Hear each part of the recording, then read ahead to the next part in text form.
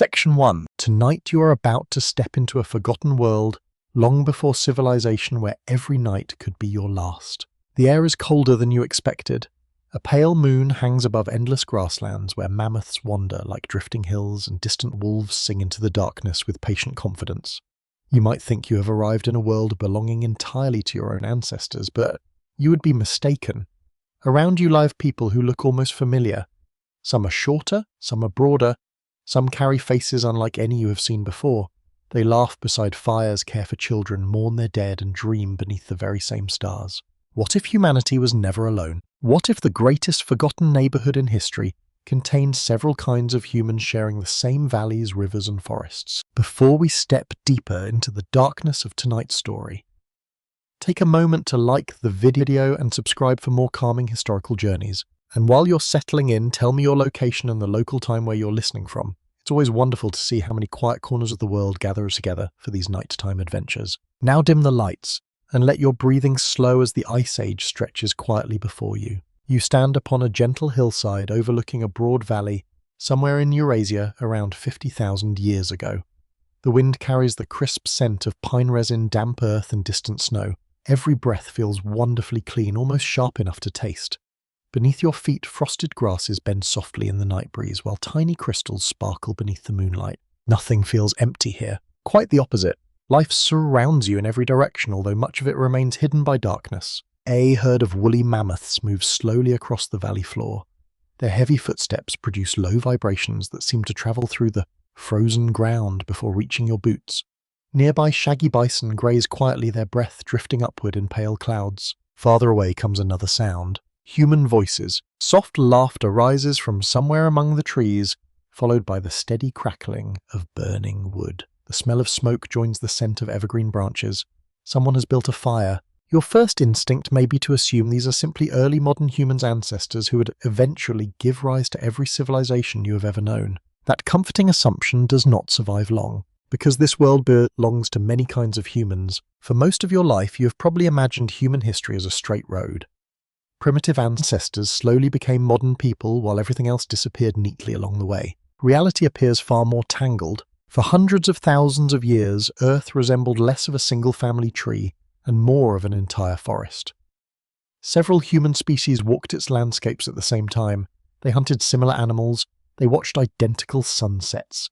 Sometimes they occupied neighboring valleys separated only by a day's journey. Imagine discovering that your nearest neighbors were not quite human in the modern sense. Or perhaps they were. The answer depends on how you define the word. Scientists generally agree that our own species, Homo sapiens, emerged in Africa roughly 300,000 years ago. Yet we were far from the only members of the human family alive during that era.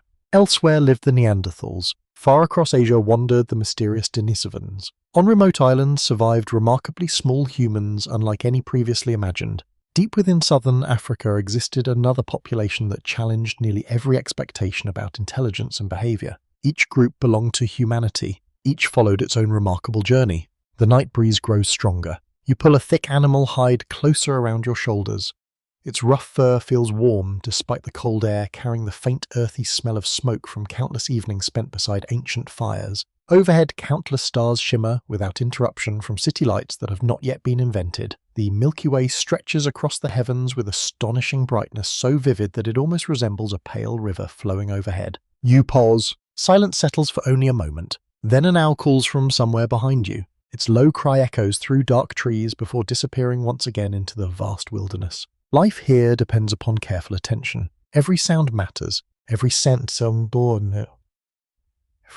tells a story. A broken branch could signal wandering reindeer, or hungry lions. Yes, lions. Ice Age Europe supported cave lions larger than those living in Africa today. Alongside them roamed hyenas, cave bears, wolves, saber-toothed cats in earlier ages, and many other impressive predators that kept every human group constantly alert. It was not an easy world, yet it was breathtakingly beautiful. Historians and archaeologists agree that these harsh landscapes shaped both bodies and minds. Cold climates rewarded cooperation, planning, and extraordinary resilience. Families rarely survived through individual strength alone. Community became survival. You begin walking toward the distant firelight. The ground crunches gently beneath your feet. Frost clings to fallen branches while patches of soft moss cushion occasional steps. Your fingertips grow slightly numb in the cold night air. As you approach, the voices become clearer. Clearer. Children are laughing. Someone hums a slow melody. An older figure carefully stirs food inside a stone-lined hearth. It feels astonishingly familiar. This scene could almost belong to any family camping today, aside from the mammoth bones stacked nearby and the absence of tense flashlights or folding chairs. Some things never really change. People gather around warmth. People tell stories. People comfort frightened children when strange noises emerge from darkness. Exactly how much these ancient people resembled us emotionally remains difficult to answer. Researchers continue debating questions that no fossil can fully resolve. Did they experience nostalgia as deeply as we do? Did they laugh at inside jokes? Did they tease one another after unsuccessful hunts? The archaeological record offers fascinating hints without complete certainty. Carefully healed injuries suggest compassion. Deliberate burials may indicate grief or ritual. Decorative objects hint at symbolic thought. Yet many details remain wonderfully mysterious. Perhaps that mystery makes them feel even closer. You notice one hunter repairing a spear with practiced patience. Another carefully shapes a flint blade whose edge catches orange firelight. Tiny flakes fall rhythmically onto the ground. Each movement reflects generations of accumulated knowledge. No written manuals exist. No classrooms. Only observation. Only memory. Only careful hands teaching younger hands. One delightful historical curiosity often surprises people. Some prehistoric adhesives used to fasten stone points onto wooden shafts required surprisingly complex preparation.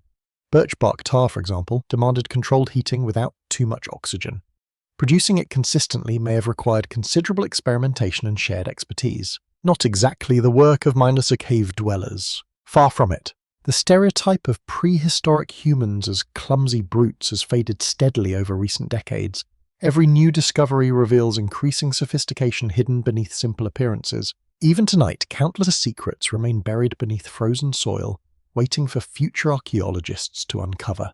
You continue watching the fire. Faces glow warmly against surrounding darkness. Children drift closer to sleeping furs. Someone quietly adds another log. The flames rise gently, sending sparks upward toward a sky already overflowing with stars. It is easy to imagine that everyone around this fire belongs to one people. One family, one species. But tomorrow, if you travel only a few valleys farther, you may meet humans whose faces differ dramatically from these.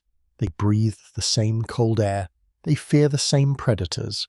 They cherish their own families just as deeply. And for a remarkable span of history, all of them call this Earth home together. The world you thought belonged only to us has only just begun revealing its forgotten neighbours. The journey is only beginning. Section 2. Morning arrives quietly, almost reluctantly. The first pale light spreads across the eastern horizon, turning frost into a field of tiny diamonds. You wake wrapped beneath heavy animal hides, their coarse fur warm against your skin despite the lingering chill. Smoke from the night's fire clings to the blankets, carrying the comforting smell of charred pine and slow-cooked marrow. The camp is already stirring. Someone feeds fresh branches into the fire. A child rubs sleepy eyes before reaching for a carved antler cup.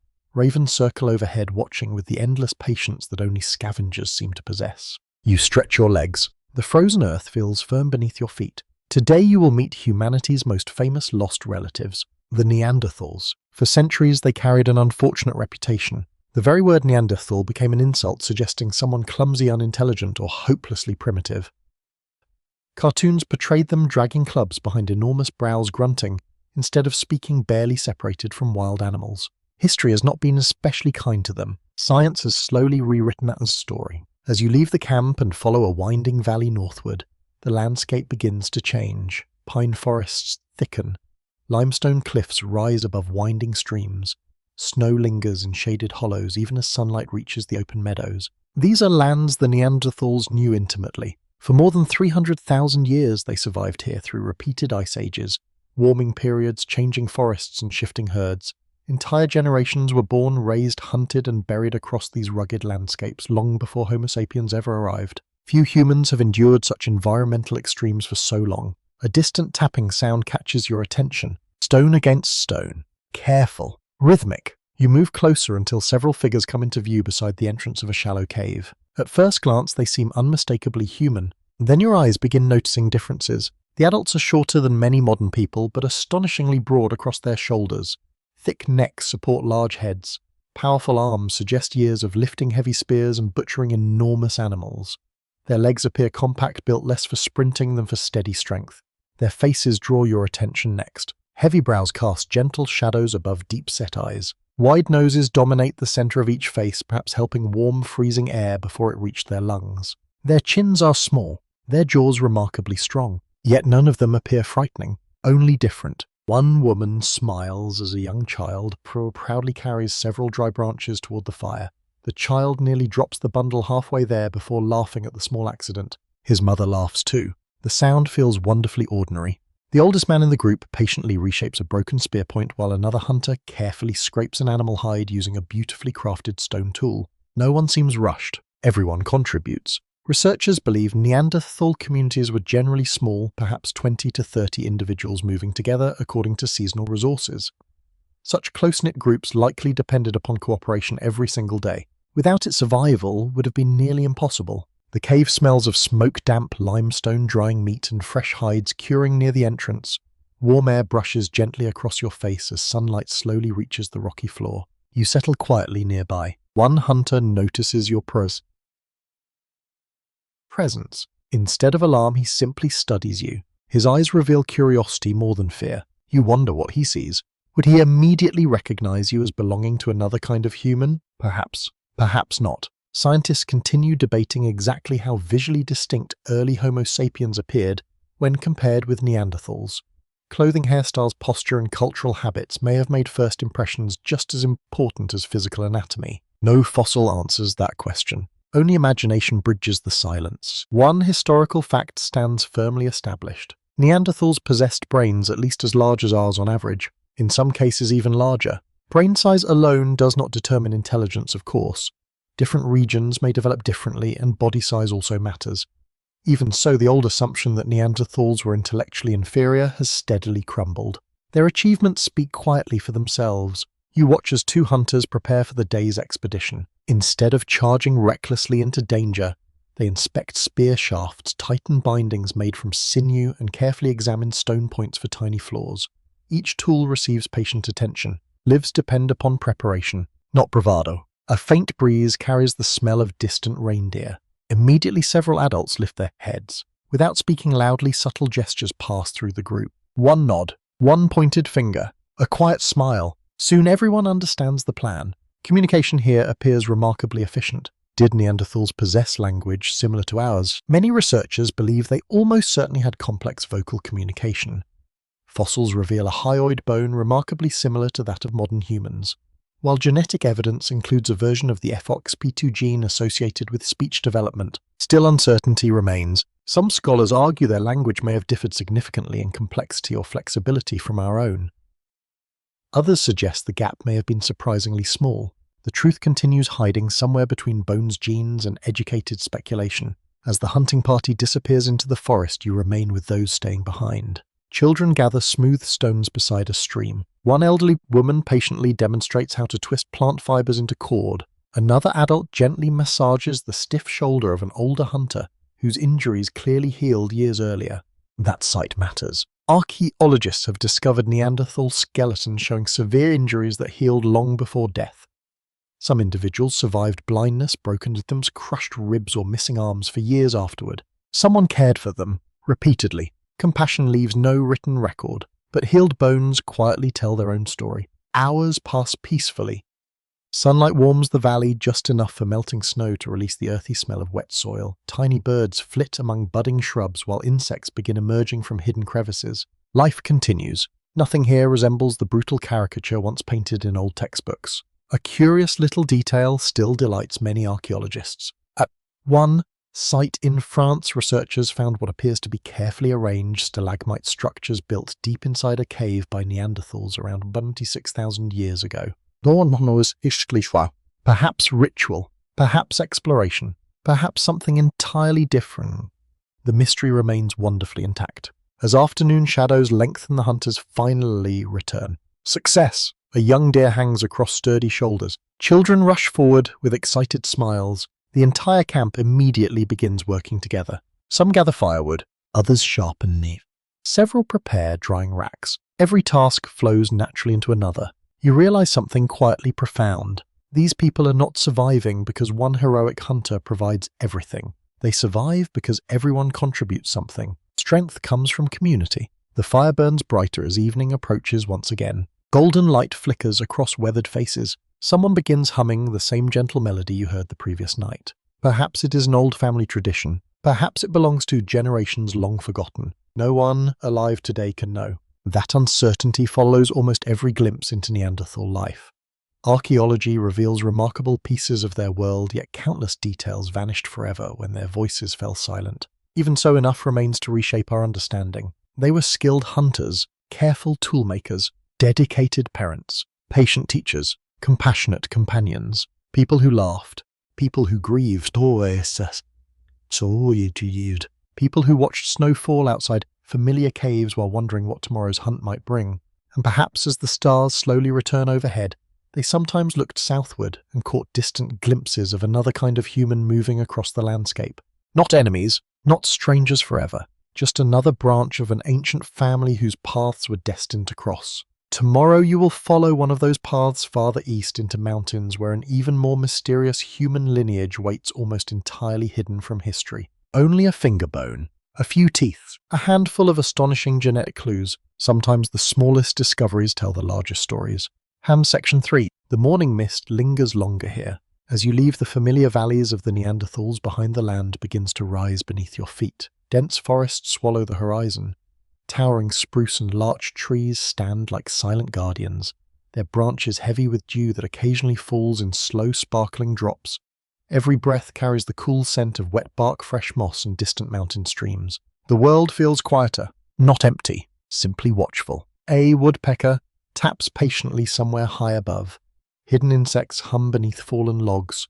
Far away, a river murmurs over polished stones, sounding almost like whispered conversation carried through the forest. You follow that sound eastward. Days pass beneath towering mountains that seem to stretch endlessly toward the sky.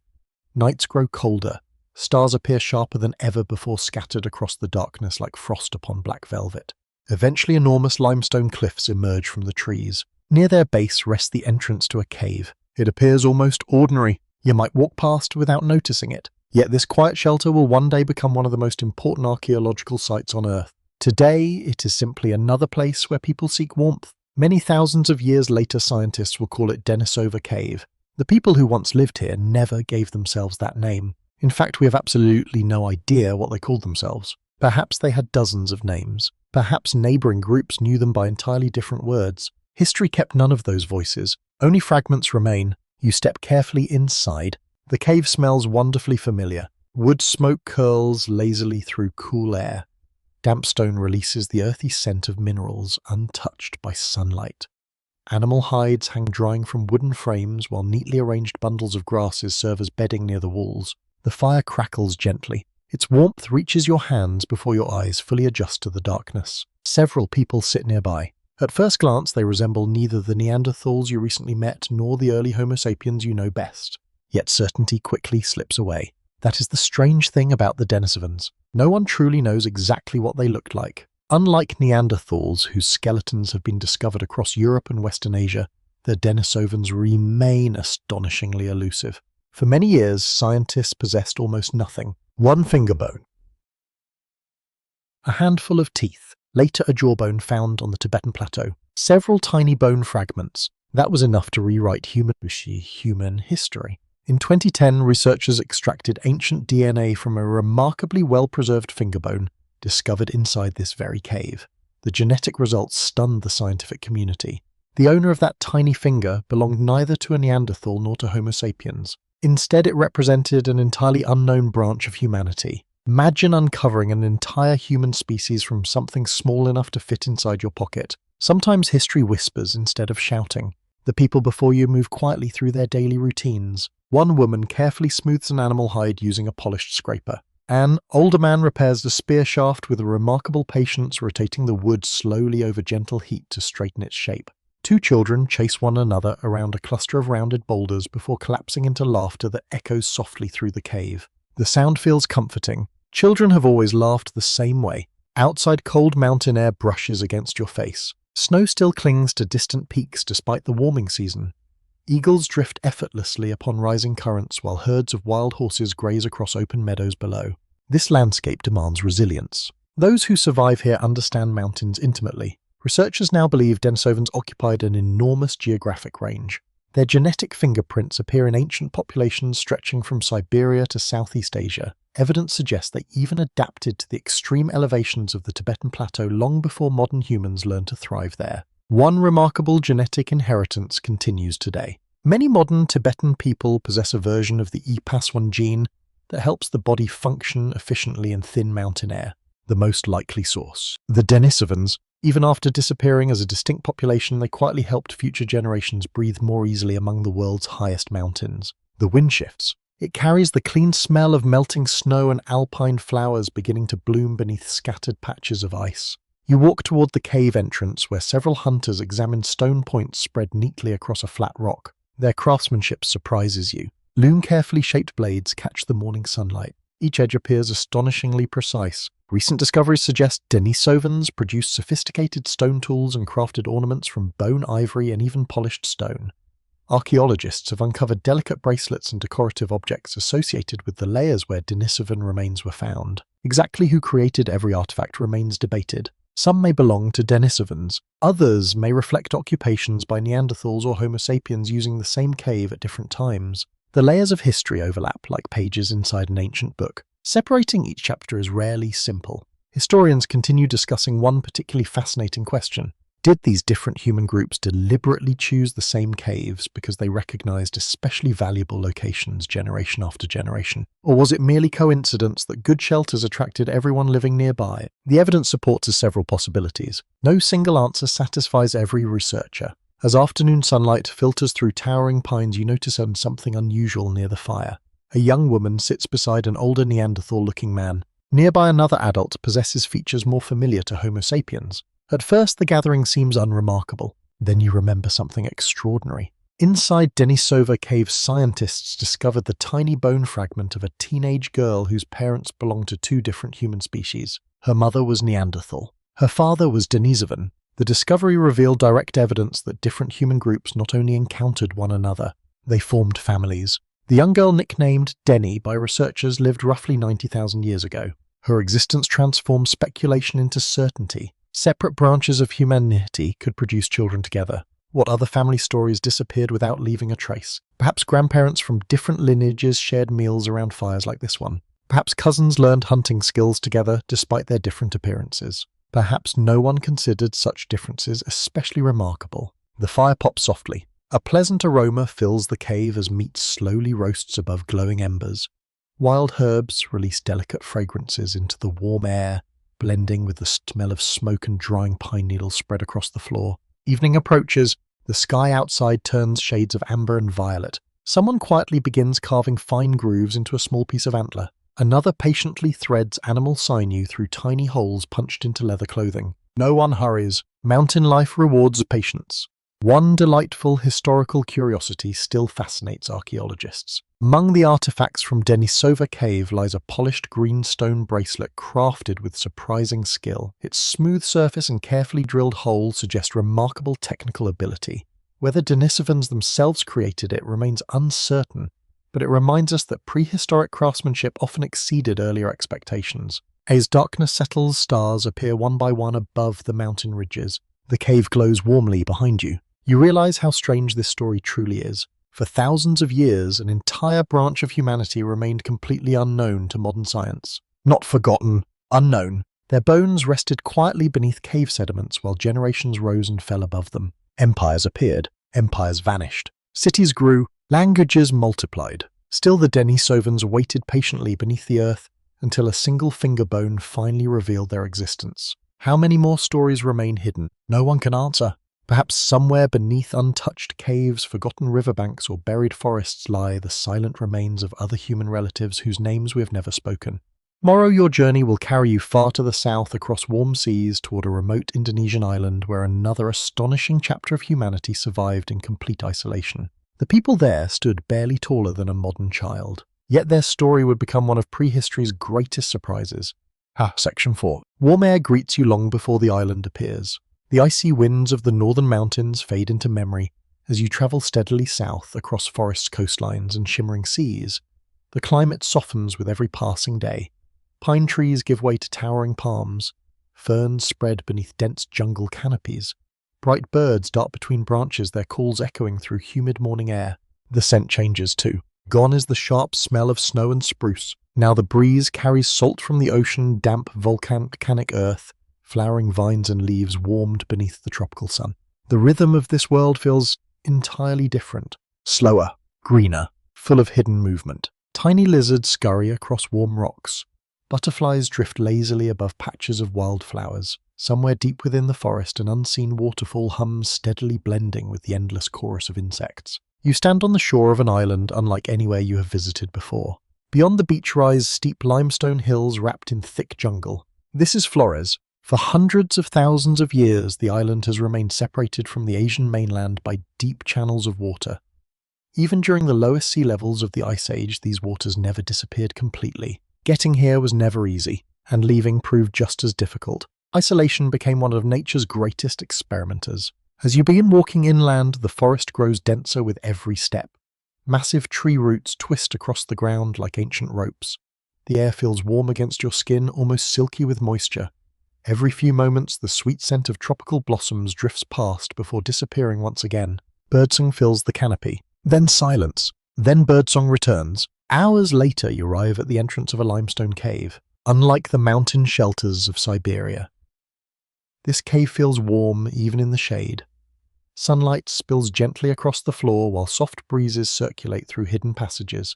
Several people emerge from the darkness. Your first impression surprises you. They are small, very small. The tallest adults barely reach your shoulder. Their bodies are well proportioned, not childlike but simply compact. Their movements are confident and energetic as they step lightly across uneven ground with remarkable balance. You have just met one of the most unexpected members of the human family. Today scientists know them as Homo floresiensis. Many people simply call them the hobbits. The nickname is memorable. The reality is even more fascinating. When archaeologists first uncovered their skeletons inside Liangbua Cave in 2003, the discovery shocked the scientific world. At first, some researchers suspected the bones belonged to modern humans suffering from a medical condition affecting growth. That explanation gradually weakened. As additional evidence accumulated, the conclusion became increasingly convincing. These were not unusually small Homo sapiens. They represented an entirely separate human species. Adult individuals stood only about 1 meter tall, roughly 3 feet 6 inches. Yet despite their modest height, they successfully survived on Flores for tens of thousands of years. You watch as several hunters prepare for the day's journey. Each carries carefully crafted stone tools tucked into woven belts. Wooden spears rest comfortably across narrow shoulders. Their equipment appears simple, but every piece has been shaped with practiced care. Sizes never determine skill. One hunter kneels beside a patch of soft mud. He studies tiny footprints impressed into the damp earth. Nearby, another bear quietly points toward broken branches swaying bently in the undergrowth. No words seem necessary. The group understands immediately. Together they disappear into the forest. You follow from a respectful distance. The jungle surrounds you completely. Warm leaves brush softly against your arms. Moist soil yields beneath each careful step.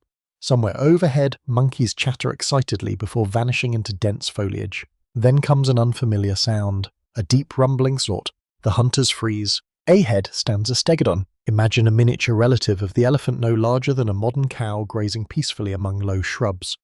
Flores produced many unusual animals through a process scientists call island dwarfism. Large species often became smaller over countless generations because food remained limited. Curiously, the opposite sometimes occurred as well. Small animals occasionally grew larger. Gigantic rats lived here. Enormous storks towered above the undergrowth. Even giant Komodo dragons patrolled these forests. Island ecosystem often ignore expectation. The hunters move carefully. No reckless charge follows. Instead, they position themselves patiently using trees, rocks, and natural cover to approach unnoticed. Every movement suggests experience earned over generations. Historians and archaeologists generally agree that Homo floresiensis manufactured stone tools sophisticated enough to process animals, cut plants, and prepare food efficiently. Their relatively small brains initially puzzled researchers. How could such a tiny brain produce behavior that appeared surprisingly capable? That question remains one of prehistory's most intriguing mysteries. Brain size, it seems, tells only part of the story.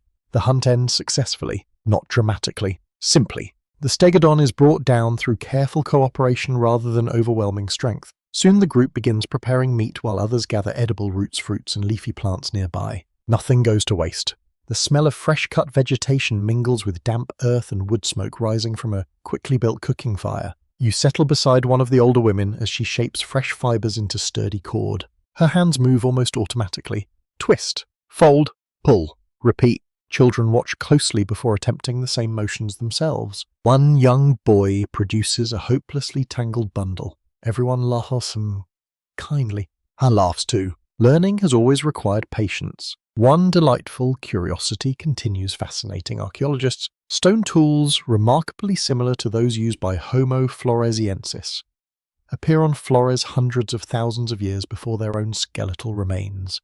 Some researchers suspect their ancestors reached the island astonishingly early, perhaps by accidental sea crossings on natural rafts formed during storms or floods. Exactly how they arrived remains uncertain. Historians continue debating this remarkable journey. Could early humans with relatively simple technology truly cross stretches of open water intentionally, or did nature carry them unexpectedly to new shores? Either possibility seems extraordinary. As afternoon light filters through broad tropical leaves, the cave gradually fills with returning families. Children carry baskets overflowing with fruits. Hunters clean stone blades beside a shallow stream. Older adults sort shells gathered from the nearby coastline. One young girl proudly presents several brightly coloured feathers she discovered while exploring the forest. Her grandmother smiles warmly before weaving them carefully into a decorative bundle. Beauty matters here, even in a demanding world. The realization feels strangely comforting. Across continents, separated by thousands of kilometers, different human species decorate objects, care for children, share meals, and laugh together around evening fires. The details vary. The humanity remains. The cave grows quieter as darkness settles outside. Warm air continues flowing gently through its entrance. Frogs begin calling from nearby pools. The distant surf rises and falls with soothing regularity, as though the island itself has fallen into peaceful breathing. You stare toward the stars emerging above the jungle canopy. They are the same stars shining above Neanderthal valleys, the same stars overlooking Denisovan mountains. Different people, shared sky. Researchers still debate exactly when Homo floresiensis disappeared. Earlier estimates suggested they survived until roughly 50,000 years ago, overlapping with the arrival of modern humans in the region. More recent studies indicate they may have vanished somewhat earlier. The timing remains uncertain. Climate shifts, volcanic activity, ecological changes, human competition, or several factors together may have shaped their fate. No single explanation satisfies every question. The silence they left behind speaks only through scattered bones and carefully shaped stone tools. As your fire burns lower, you cannot help wondering how many evenings unfolded exactly like this one. How many stories were told? How many children drifted to sleep listening to insects beyond the cave entrance? How many dreams disappeared forever without anyone recording them? Tomorrow your journey will cross another continent entirely. Deep beneath the hills of southern Africa, hidden chambers will reveal yet another branch of humanity whose story remained concealed until astonishingly recently. Like so many forgotten relatives, they waited patiently in darkness for someone to find them. Section 5. The ocean fades behind you. Once again, your journey carries you across immense distances from the lush tropical forests of Indonesia to the wide grasslands and rocky hills of southern Africa. The climate changes gradually with every passing sunrise. Dense jungle gives way to open woodland.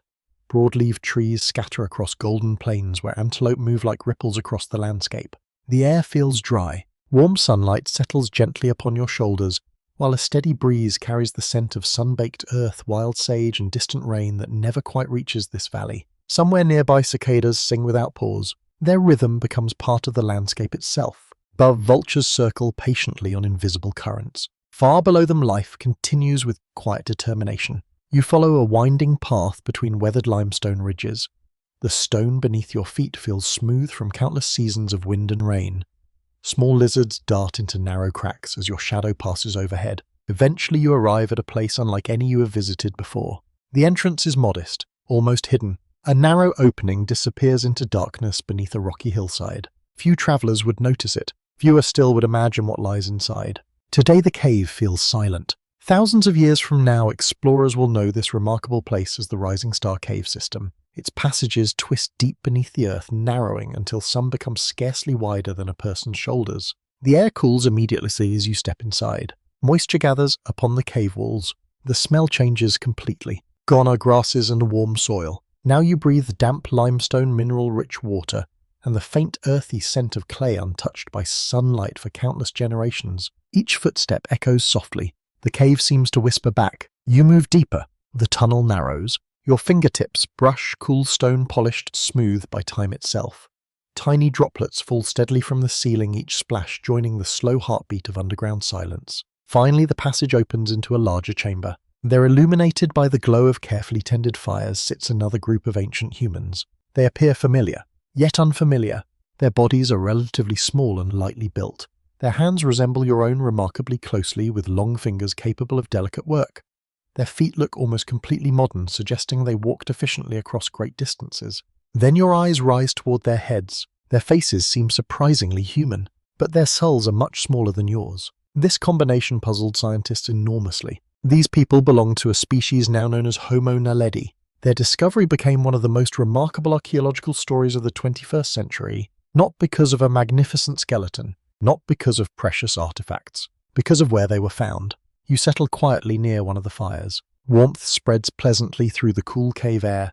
The smoke smells faintly sweet, perhaps from local hardwood slowly burning upon glowing embers. Several adults shape stone flakes into useful cutting tools. Nearby children carefully imitate the movements using softer pieces of rock. One little girl frowns in concentration before finally producing a sharp edge. An older woman nods approvingly. No celebration, just quiet encouragement. Learning happens one careful movement at a time. Outside, afternoon sunlight still bathes the hills in golden light. Inside, time feels strangely suspended. You cannot easily judge whether minutes or hours have passed.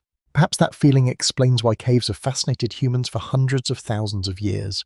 They separate ordinary life from something quieter, something timeless. Historians agree on one extraordinary fact. More than 1,500 fossil remains representing at least 15 individuals were discovered deep within the Rising Star cave system. Such an enormous collection is exceptionally rare. The fossils revealed a surprising mixture of ancient and modern characteristics unlike anything previously known. Yet another branch of humanity quietly entered the family tree. One question immediately emerged. How did so many bodies reach chambers that are so difficult to access? Even today, experienced cavers must squeeze through passages barely 20 centimeters wide before reaching the fossil chamber. Transporting bodies there would require remarkable effort. Researchers continue debating this mystery. Possibility is astonishing. Perhaps Homo naledi deliberately placed their dead deep inside the cave. If true, this behavior would suggest surprisingly complex social or symbolic traditions, despite their relatively small brains.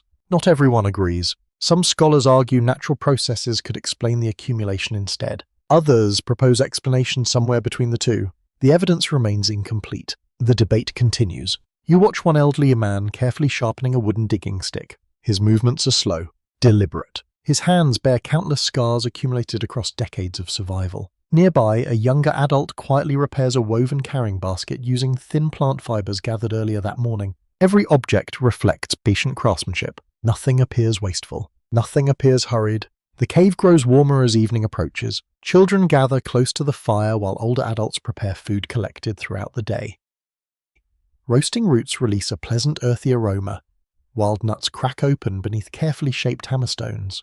The smell reminds you that simple meals often carry extraordinary comfort. One delightful curiosity surrounding Homo naledi still sparks conversation among researchers. Their hands combined remarkably curved fingers, excellent for climbing with thumbs, perfectly suited for precision gripping. It was almost as though evolution had preserved two different lifestyles within the same body. Perhaps they climbed trees frequently. Perhaps they no longer needed to. Scientists continue discussing exactly how these remarkable hands were used. You notice something else. The group communicates constantly. Soft gestures, brief sounds, shared glances. Children understand instructions without difficulty. Adults coordinate tasks smoothly. Did Homo naledi possess language similar to ours? No one knows. Brain size once encouraged many researchers to dismiss such possibilities. Today, scientists approach the question more cautiously. Complex behavior does not always require a modern-sized brain. Nature repeatedly reminds us that intelligence appears in many forms. Even ravens solve difficult problems. Octopuses manipulate tools. Tiny songbirds navigate continents. Perhaps ancient humans surprised us in similar ways. Outside, the cave sunset paints the African sky with deep oranges fading gradually into violet. Warm winds ripple across tall grasses. Somewhere in the distance a lion roars. The sound rolls across the landscape before slowly fading into silence. Inside the cave no one panics. They have heard such sounds countless times. The fire crackles softly. Smoke rises toward unseen openings high above. Its warmth reaches every face gathered nearby. An older storyteller begins speaking. You cannot understand the words, yet you understand the moment. Children lean forward. Adults smile quietly. The story has probably been told many times before. Perhaps it explains the changing seasons. Perhaps it remembers an ancestor whose courage still inspires younger generations. Perhaps it describes animals no longer living nearby. The details remain forever beyond reach. The feeling does not. Researchers frequently remind us that fossils reveal anatomy with remarkable precision. They rarely reveal personalities. We know the shape of a skull, not the sound of its laughter. We measure leg bones, not favorite songs. We discover footprints, not dreams. That gentle uncertainty accompanies nearly every step through humanity's distant past. As darkness deepens outside, countless stars appear above the African plains. The same familiar sky stretches over every human group you have visited. Neanderthals beneath snowy cliffs, Denisovans among mountain forests, the small people of Flores beside tropical caves, now Homo naldi within hidden chambers beneath southern Africa. Different journeys, shared heavens. I'll begin realizing something quietly profound. Human evolution was never a simple parade leading neatly toward modern civilization. It resembled a vast conversation unfolding across continents over hundreds of thousands of years. Different voices, different solutions, different lives. Some continued, others slowly faded. Yet everyone contributed a sentence to humanity's remarkable story. Tomorrow, those separate voices will finally begin meeting one another. Different human species will cross paths across rivers, forests, and frozen plains. Some encounters will pass peacefully, others may not, but every meeting will change history forever.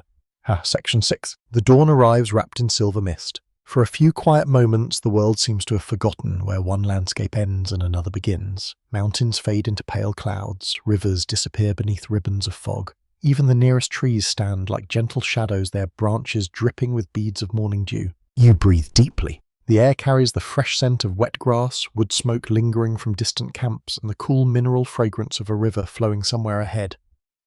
Every sound feels softened by the mist. Water trickles over smooth stones. Small birds exchange sleepy calls. A branch creaks gently in the breeze. Today something extraordinary is about to happen. Not a great battle. Not a dramatic discovery. Something far quieter. Two different kinds of humans are about to meet. You follow a narrow animal trail through an open woodland where birch and pine grow side by side. Fresh hoof prints cross the damp soil left only hours earlier by reindeer moving toward higher ground. Their tracks mingle with those of wolves, foxes, and something else. Human footprints. You kneel for a closer look. One set is familiar. Low feet, narrow heels, graceful strides. They resemble the footprints your own species would leave. Another set feels different. The impressions are broader, the steps slightly shorter. The owner carried considerable weight despite standing a little shorter. Two paths, one destination. The tracks continue together toward the river. That alone tells a story. For generations, many people imagined prehistoric human species living in complete isolation, separated by vast distances or enormous stretches of time. The archaeological record paints a different picture. There were periods when their worlds overlapped, not for a single afternoon, for thousands of years. Across Europe and Western Asia early, Homo sapiens gradually entered territories where Neanderthals had lived for hundreds of millennia. In some regions, these neighboring populations shared landscapes for several thousand years before the Neanderthals finally disappeared. Imagine moving into a valley where another kind of human has lived longer than anyone can remember. Who belongs there? Who feels like the newcomer? History depends greatly upon perspective. You continue walking until the forest opens beside a broad river shimmering beneath the morning sun. Several figures stand near the water's edge. On one side, a small Neanderthal hunting group prepares fishing spears. Across the river, several Homo sapiens gather reeds while children collect smooth stones along the bank. Nobody appears alarmed. Nobody rushes toward conflict. Instead, everyone watches, carefully. Curiously, the distance between them is not especially great, perhaps 50 meters. Close enough to recognize faces, far enough to remain cautious. The river itself seems to breathe quietly between them. Water has always shaped human relationships. It provides fish drinking water and travel routes. It also creates natural boundaries. For a long while, nothing happens. Then one child breaks the silence. He points excitedly towards several ducks gliding across the current. His laughter drifts across the water. A child on the opposite bank laughs as well. Adults glance toward one another. No words pass between the groups, yet something changes. The tension softens. The children as children often do discover curiosity before suspicion. You find yourself smiling. Perhaps encounters like this occurred countless times. Not every meeting becomes history, most simply become another day. Researchers generally agree that direct contact between Neanderthals and Homo sapiens occurred repeatedly across Eurasia. Archaeological sites reveal overlapping occupations, similar hunting grounds, and eventually unmistakable genetic evidence showing interaction between populations. Exactly how those meetings unfolded remains possible to know. Some may have involved trade, others competition, still others friendship. The evidence refuses to settle into one simple narrative. As the morning warms, both groups continue their work. Neanderthal hunters wade into shallow water, positioning sharpened wooden spears beneath overhanging branches where fish gather in cooler pools. Across the river, Homo sapiens construct woven traps from flexible willow branches. Different methods, same purpose. Survival encourages creativity. The scent of river mud rises pleasantly beneath the growing sun. Dragonflies skim just above the water's surface, their wings flashing brilliant blue whenever they catch the light. Nearby frogs call lazily from clusters of reeds. Life continues without choosing sides. A curious historical detail often surprises visitors to this period. Several stone tool traditions, once thought to belong exclusively to one human species, now appear more complicated. Archaeologists sometimes discover techniques spreading across neighboring populations, suggesting that ideas, not just people, occasionally crossed invisible boundaries. Knowledge travels remarkably well, even without books. Around midday, something unexpected unfolds. One of the Neanderthal hunters slips while climbing wet rocks near the riverbank. His spear falls into the current. The swift water immediately carries it downstream. Without hesitation, a young Homo sapiens man runs along his side of the river, following the drifting spear. Several hundred meters farther downstream, where the current slows around a gravel bar, he wades into shallow water and retrieves it. For a long moment, he simply holds the weapon. The Neanderthal hunter arrives moments later. They stand facing one another. Neither speaks. Perhaps neither understands the other's language. The river murmurs quietly between scattered stones. The breeze rustles nearby birch leaves. Finally, the younger man extends the spear. The older hunter accepts it. A brief nod follows. Nothing more. Then each returns to his companions. No celebration, no dramatic music, just a small act of practical kindness. Could such moments have happened? No fossil confirms them. Yet nothing in archaeology forbids them either. Historians continue debating the balance between cooperation and competition during these encounters. The truth likely included both. People are wonderfully complicated. The afternoon brings warmer temperatures. Both groups establish cooking fires along opposite riverbanks. The smell of roasting fish mingles with fresh herbs gathered from nearby meadows. Thin columns of smoke rise peacefully into the clear blue sky. Children continue watching one another across the water. One little girl carefully stacks smooth stones into a tiny tower. A boy across the river begins doing exactly the same. Soon both towers stand proudly upon separate banks. The children clap. Adults pretend not to notice, but several smiles quietly appear. You realize how much of human behavior transcends culture. Curiosity, play, imitation, gentle pride. These things need no translation. Late in the afternoon, clouds gather above distant hills. Thunder rumbles softly. Rain arrives, gradually carrying the clean smell of wet earth and crushed leaves. Both groups retreat beneath rocky overhangs on opposite sides of the valley. The storm blurs the landscape into shades of grey and green. For a little while, everyone simply waits. Shelter becomes more important than difference. One fascinating question continues dividing researchers. Did different human groups recognize one another immediately as separate kinds of people? Or did they simply view neighboring communities as unfamiliar strangers, much as distant human cultures often perceive one another today? No one can answer with certainty. Biology influences perception. So does experience. Perhaps every first meeting required quiet observation before conclusions formed.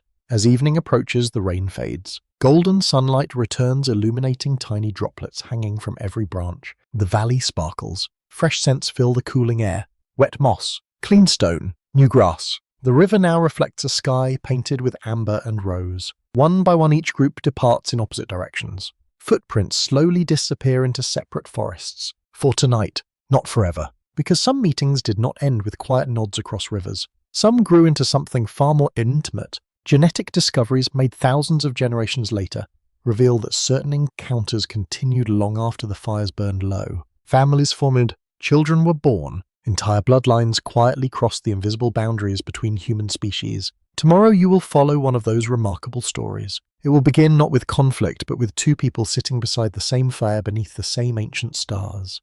Section 7. Night settles gently over the valley. The last streaks of amber fade behind distant hills, leaving only a deep blue sky where the first stars quietly emerge.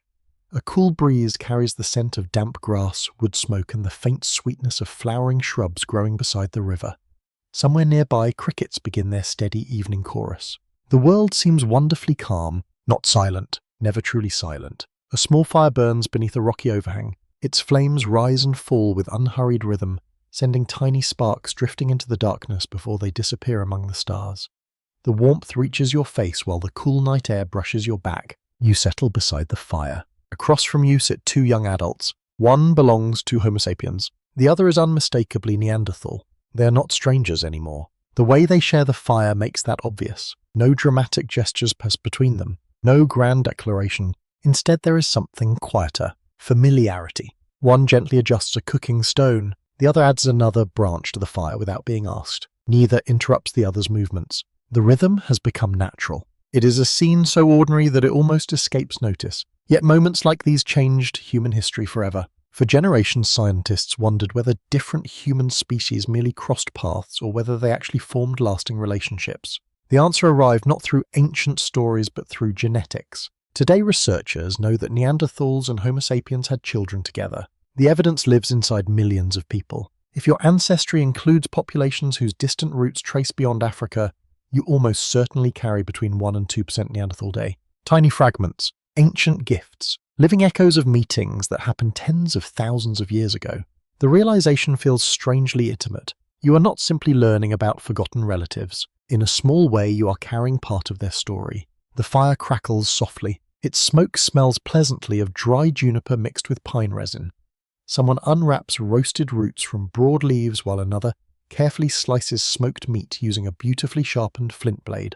Dinner begins quietly. Food passes from hand to hand. No one counts portions. No one rushes. Children drift between adults, accepting small pieces before curling beneath thick hides near the edge of the firelight. Some things never change. Meals have always brought people together. You watch the young couple exchange only a few words. Perhaps they speak a shared language. Perhaps they have learned pieces of each other's speech over many seasons. Perhaps they communicate through expressions, gestures, and familiar routines more than vocabulary. Historians continue debating exactly how easily different human species could have understood one another. Some researchers suspect their languages may have been surprisingly compatible. Others believe communication required patience, observation, and creativity. Neither possibility diminishes the remarkable fact before you.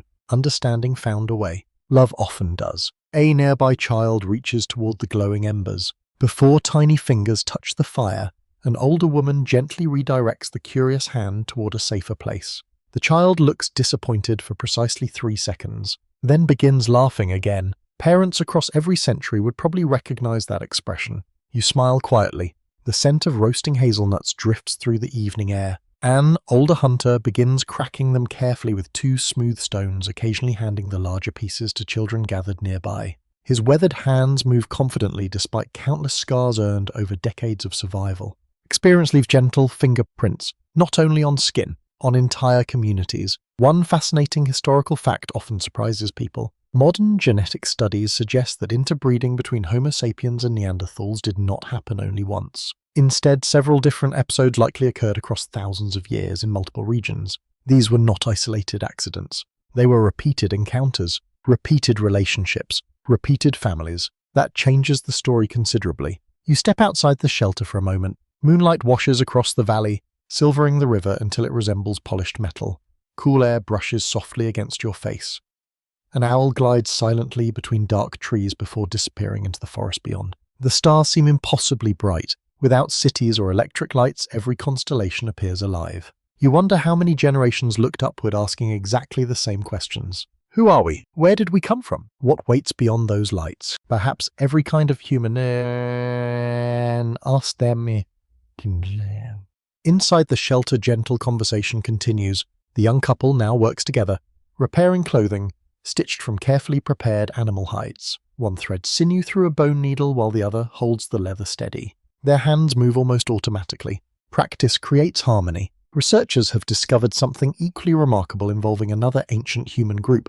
Denisovans also interbred with Homo and with Homo sapiens. Today, people from parts of Southeast Asia, Melanesia, Australia and surrounding regions carry varying amounts of Denisovan DNA inherited from ancestors who met those mysterious mountain dwellers long ago. Some individuals carry significantly more Denisovan ancestry than others. Ancient encounters continue shaping modern populations. One inherited genetic variant even contributes to improved adaptation at high altitudes among many Tibetans. A meeting that happened perhaps 50,000 years ago still helps people breathe today. History sometimes survives inside the body itself. The fire burns lower. Someone quietly feeds another log into the glowing embers. Its fresh resin releases a pleasant fragrance that mingles with cool night air. Nearby, a baby begins fussing softly. Almost immediately, several adults glance toward the sound. Not because they are disturbed, because everyone pays attention. A grandmother gently lifts the child. The crying fades. Community has many parents. You begin reflecting on how often older stories imagined ancient human encounters as endless conflict. Violence existed. Competition existed. Resources were limited. Territories mattered, yet genetics tells another story alongside those possibilities. People met. People trusted. People stayed. Long enough to build families. Long enough for children to inherit traits from both lineages. Long enough for descendants to carry those genes across continents. The archaeological record cannot tell you whether two individuals loved one another. Bones remain silent on such questions. DNA cannot reveal affection. It cannot preserve laughter shared beside a fire or comfort offered after a difficult hunt. It records only inheritance. Everything else belongs to careful imagination guided by evidence. Historians still disagree about how common these relationships truly were. Some suggest they remained relatively rare. Others argue they may have been more frequent wherever populations overlapped. The available evidence supports several interpretations. New discoveries continue refining the picture. That uncertainty reminds you how incomplete every historical reconstruction remains. The night deepens. A fox barks somewhere beyond the trees. The sound startles several children before one older storyteller chuckles softly and reassures them. Soon everyone relaxes again. Fear often shrinks when shared. One delightful curiosity emerges from genetic research. Although modern humans inherited Neanderthal DNA, not every inherited gene proved equally useful. Over countless generations, natural selection quietly reduced some Neanderthal genetic contributions while preserving others that offered advantages, including genes influencing immune responses and skin adaptation to colder climates. Nature edits patiently, generation by generation. The fire finally settles into glowing coals. Most of the camp drift towards sleep.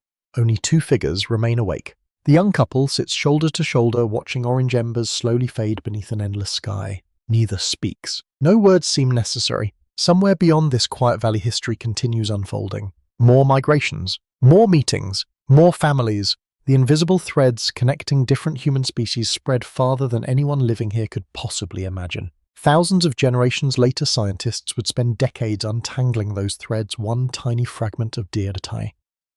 Tomorrow, as dawn returns, you will leave the warmth of family fires behind to follow hunters from several human groups into landscapes where survival itself demands astonishing creativity. Their differences in tradition will become just as fascinating as differences in appearance.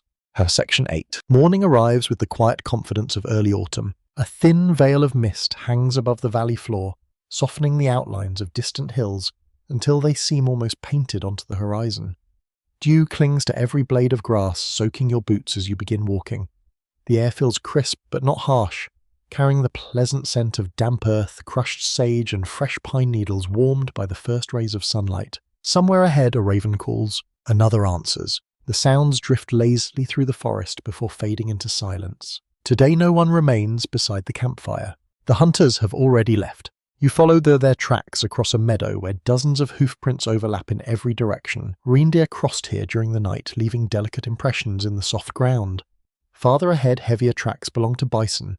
A fox has wandered through, after them perhaps searching for forgotten scraps. The earth has become a book. Every footprint is a sentence. Every broken branch tells another part of the story. You soon discover that you are not following just one hunting party. Several groups move across the same landscape. Some belong to Homo sapiens, others belong to Neanderthals. Farther east, perhaps beyond the next ridge, another small community with Denisovan ancestry may be tracking the same seasonal migrations. They all depend upon the same animals, yet they do not all hunt in the same way. That difference quietly fascinates you. Cross an open plain, you spot a Neanderthal hunting party.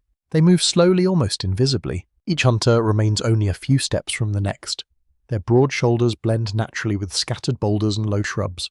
Nobody wastes energy speaking. Instead, brief hand signals pass silently through the group. Their goal is clear.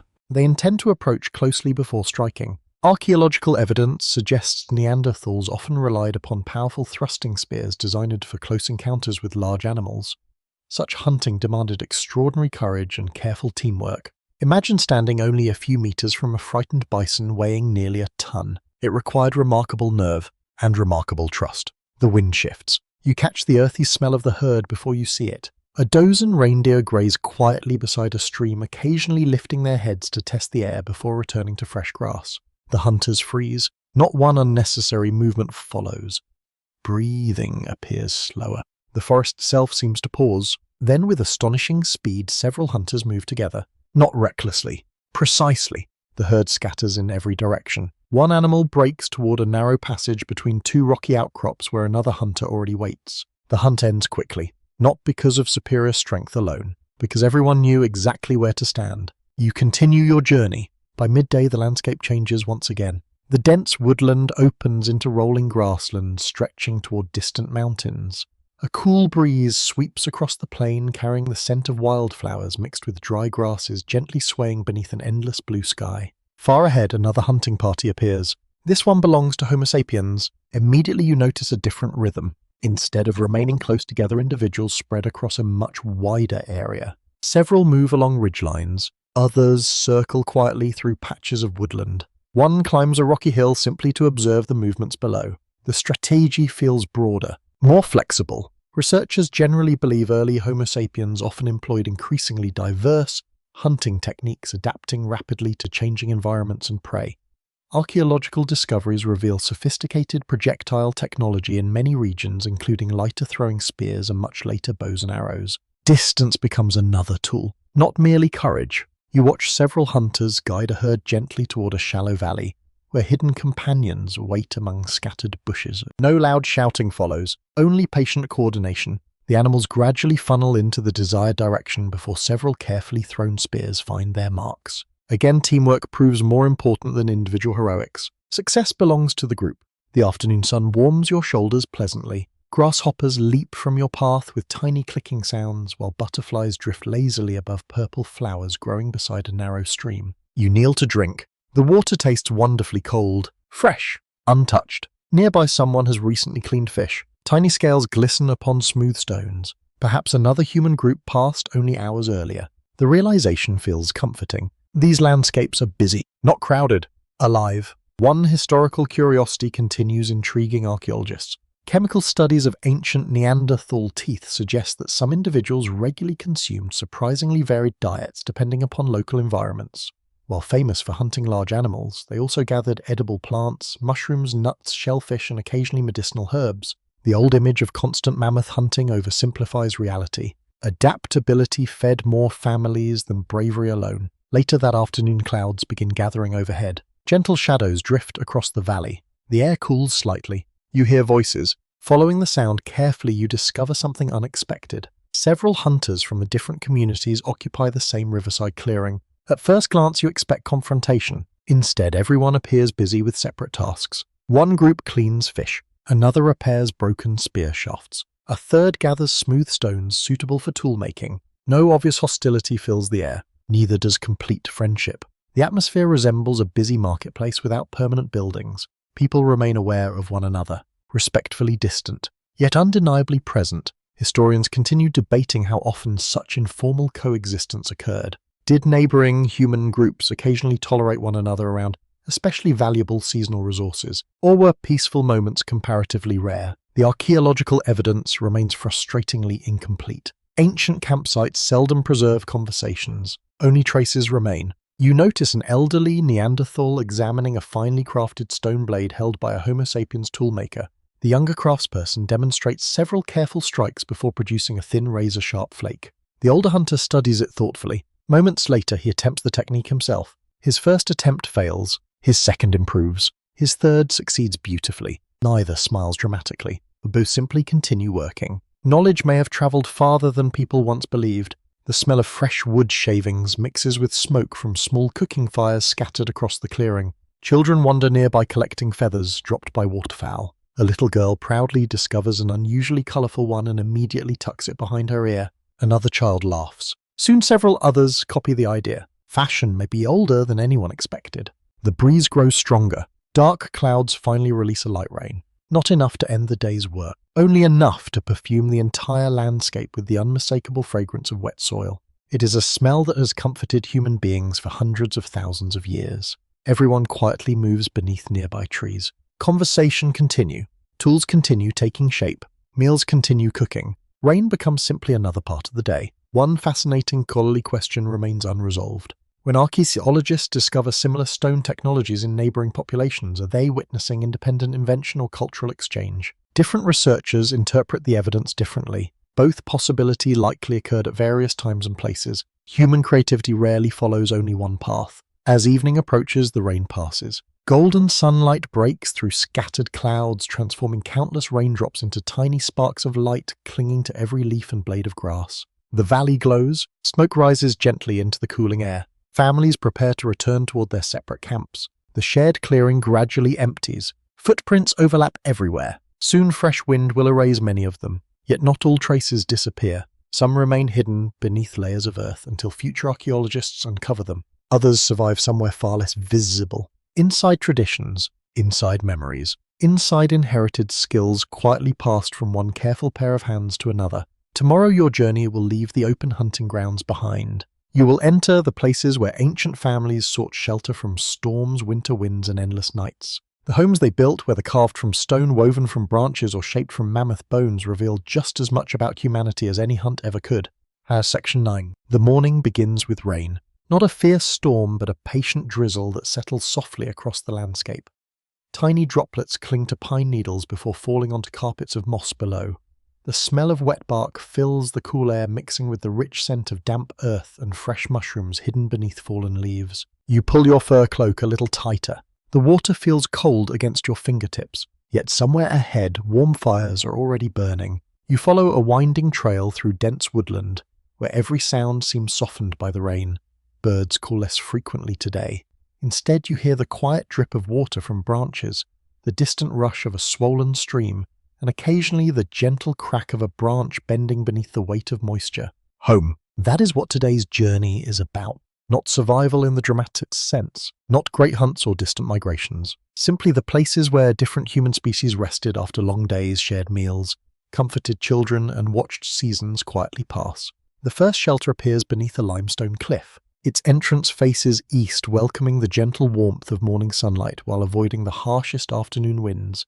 A shallow overhang protects the interior from rain, leaving the floor surprisingly dry despite the weather outside. Several Neanderthal families have made this place their home.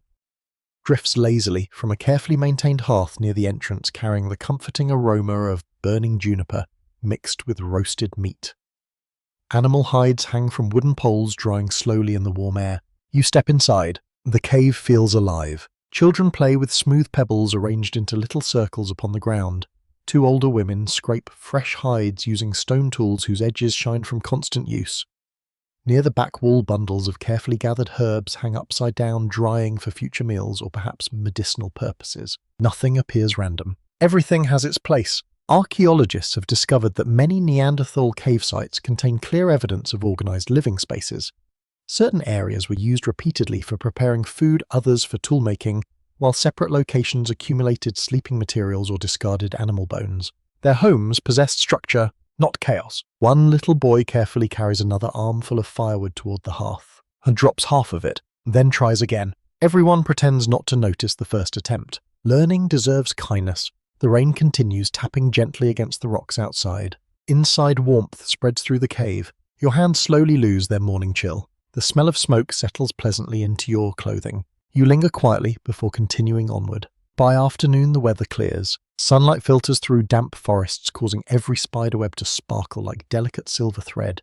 The air feels wonderfully fresh after the rain, carrying hints of flowering shrubs and clean stone warmed beneath the returning sun. Hours later, you arrive somewhere entirely different. No cave greets you this time. Instead, several circular shelters stand across an open plain. Their frames consist of long wooden poles carefully bent together, covered with layers of animal hides stitched tightly against wind and cold. Nearby lie enormous curved downs, mammoth bones. Some form supports. Others create protective barriers against icy winds sweeping across the grasslands. Researchers have uncovered remarkable Ice Age dwellings constructed partly from mammoth bones in parts of Eastern Europe. Whether built exclusively by Homo sapiens or involving overlapping traditions remains debated in some locations, but these structures reveal extraordinary ingenuity. When trees prove scarce, people build with what the landscape provides. You walk slowly through the camp. A young woman repairs a torn-hide roof, using sinew thread pulled carefully through tiny holes made with a bone awl. Beside her, an elderly man patiently smooths wooden handles for several stone tools. Nearby, children gather dried grasses to replace bedding inside one of the shelters. The fresh grass smells sweet, almost comforting. You kneel beside the entrance of one dwelling. Inside, the floor has been lined with thick layers of reeds and soft animal skins. The bedding feels surprisingly comfortable beneath your hand. Smoke escapes through a carefully positioned opening above the central hearth. The entire shelter radiates quiet practicality. Every design choice reflects experience gathered over countless winters. A curious historical detail often surprises visitors to prehistoric life. Many archaeological sites reveal repeated rebuilding of shelters in the same locations across generations. Families returned because certain places consistently offered reliable water, good hunting, natural protection, and familiar landscapes. Home was rarely accidental. It was remembered. The afternoon breeze grows colder. Clouds race overhead once more. You continue your journey farther east, climbing gently into rugged foothills where another community has settled near the mouth of a broad cave overlooking a winding valley. The people here appear different again. Some possess features you recognize from earlier encounters with Denisovan communities. Others seem closer to Homo sapiens. Perhaps generations of neighboring populations have slowly blended. Perhaps appearances alone cannot tell every story. The fire burning outside their shelter smells pleasantly of cedar. Several stone bowls hold gathered berries. Fish dry upon wooden racks positioned to catch the steady mountain breeze. One hunter carefully hangs strips of smoked meat from overhead beams where cool air will preserve them for coming weeks. Preparation is another form of shelter. Not all homes have walls. Researchers believe ancient human groups often selected camps according to seasonal needs rather than permanent ownership. River valleys welcomed spring migrations. Higher elevations offered summer resources. Protected caves became especially valuable during those severe winters. Home could move. Memory traveled with it. As evening approaches, families begin returning from the day's work. The valley gradually fills with familiar sounds. Children calling excitedly. Stone tools tapping rhythmically against one another. Crackling fires. Gentle laughter. Dogs have not yet become widespread companions everywhere, so wolves howl faintly from distant ridges instead. Their voices mingle with human ones without overwhelming them. The smell of cooking grows richer by the minute. Roasted roots, fresh mushrooms, wild onions, slowly simmering meat. Someone adds fragrant herbs to a steaming pot, releasing aromas that drift across the entire camp. Dinner gathers everyone together. One older storyteller gestures animatedly while younger listeners lean forward beside the fire. You cannot understand the language. You understand the atmosphere perfectly. Shared stories build homes every bit as much as stone or wood. One scholarly mystery continues fascinating archaeologists. Did different human species arrange their living spaces similarly because they learned from one another, or because practical challenges naturally produced comparable solutions? Evidence exists for both interpretations. The question remains beautifully open. The stars appear one by one above the darkening valley. Families disappear into shelters. Firelight glows warmly through narrow entrances, creating tiny pools of orange against the vast darkness beyond. You realize something quietly profound. When people imagine prehistory, they often picture endless wandering, constant movement, perpetual uncertainty. Ability shaped many ancient lives, yet these shelters reveal another truth. Humans have always sought comfort. They have always improved the places where they rested. A better roof, a warmer bed, a safer fire, a dry corner for sleeping children. Those simple desires stretch backward through hundreds of thousands of years. Perhaps they connect every branch of humanity more strongly than any difference in anatomy ever could. The rain begins once more, soft, steady, comforting. You retreat beneath the shelter as drops drum gently upon stretched hides overhead. The sound becomes almost hypnotic. Nearby a child falls asleep beside the fading fire. Someone quietly covers the youngster with another fur blanket before adding one final log to the glowing embers. Outside darkness embraces the valley. Inside warmth holds it gently at bay. Tomorrow evening another fire will become the center of your journey. Around its flickering light, different human groups will share something more valuable than food or shelter. They will share stories, and perhaps through those stories they will discover that memory can survive long after voices disappear. Section 10. Darkness arrives slowly. The last colours of sunset linger along the western horizon, fading from soft gold into deep violet before disappearing altogether. Cool evening air settles across the valley, carrying the scent of pine smoke, damp moss, and the faint sweetness of crushed wild mint beneath your boots. The day's work is finished. Stone tools have been cleaned. Meat hangs safely above slow-burning fires. Children no longer race between the shelter. Instead, everyone drifts toward the same place, the fire. Its orange glow pushes gently against the surrounding darkness. Sparks float upward like tiny stars returning to the heavens. Every crackling log sends waves of comforting warmth across the gathering circle. You find a place beside an old, fallen tree. The bark feels rough beneath your hand. The fire feels wonderfully warm against your face. Somewhere beyond the edge of the light wolves begin their evening chorus. No one seems alarmed. The camp has heard those voices many times before. Tonight is not about hunting. It is about remembering. Around nearly every human fire throughout history, stories have served many purposes at once. They entertained restless children. They preserved practical knowledge. They warned against hidden dangers.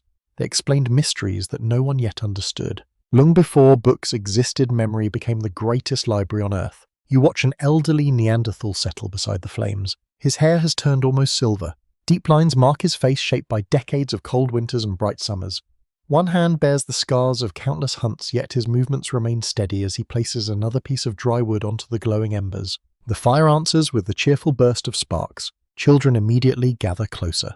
Not because anyone calls them, because they already know what comes next. The old man begins speaking. His voice is calm, measured, gentle enough that everyone leans forward instead of backward.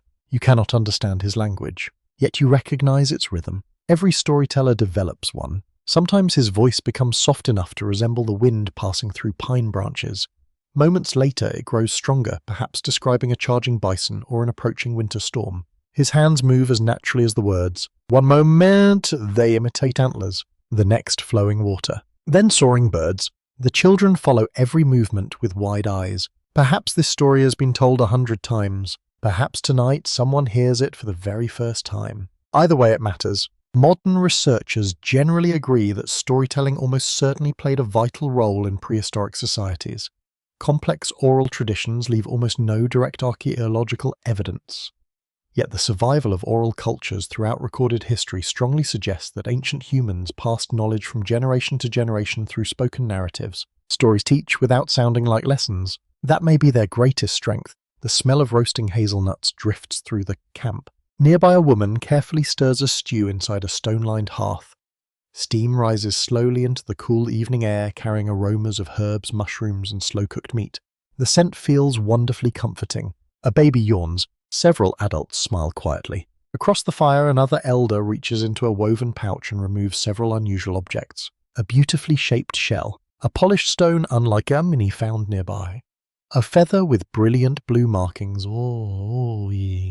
Each object passes carefully from one pair of hands to another. Perhaps they are keepsakes. Perhaps they remind the community of distant journeys. Perhaps each belongs to a story only these people remember. You realize that memory sometimes needs something to hold. A shell, a carving, a favorite tool.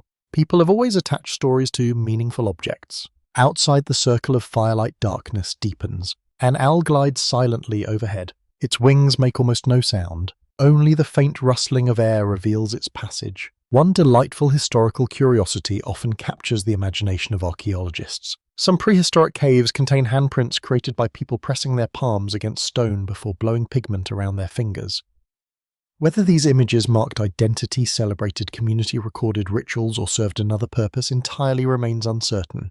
A simple handprint, a silent message across tens of thousands of years. Someone wanted to say, "I was here." The storyteller pauses, not because the tale has ended, because pauses matter. It's imagination to work. The children wait, and two children wait patiently. Even the adults remain still.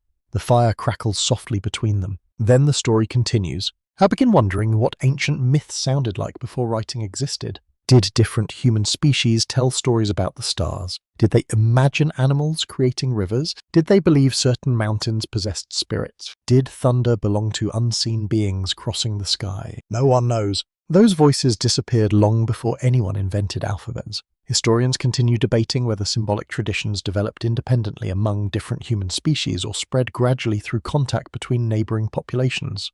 Evidence points in several directions. Neanderthals appear to have collected unusual feathers, shells, and mineral pigments in some regions. Homo sapiens produced cave paintings, carvings, ornaments, and increasingly elaborate symbolic objects. Exactly where one tradition influenced another remains difficult to determine. Ideas rarely leave footprints. The moon climbs higher. Its pale light reaches the edges of the camp, illuminating sleeping shelters beyond the fire. Young hunters quietly repair spears while listening to the elders' words. Their hands never stop working. Knowledge and craftsmanship grow together. A teenage girl carefully repeats part of the story to a younger child sitting beside her. The little one nods solemnly. Already memory is passing onward. Not tomorrow. Tonight. That is how oral tradition survives. One voice becomes 2, then 4, then 40. Generations later, the original storyteller is gone. The story remains. The realization feels strangely moving. Archaeologists recover bones, stone tools, ash, animal remains. Those discoveries reveal remarkable details about prehistoric life. Yet almost every story spoken beside these fires vanished into the night air. No recording preserved them. No written language captured them. Only echoes remain. Perhaps that absence makes the surviving evidence even more precious. A smooth bone flute rests beside one of the elders. He lifts it gently.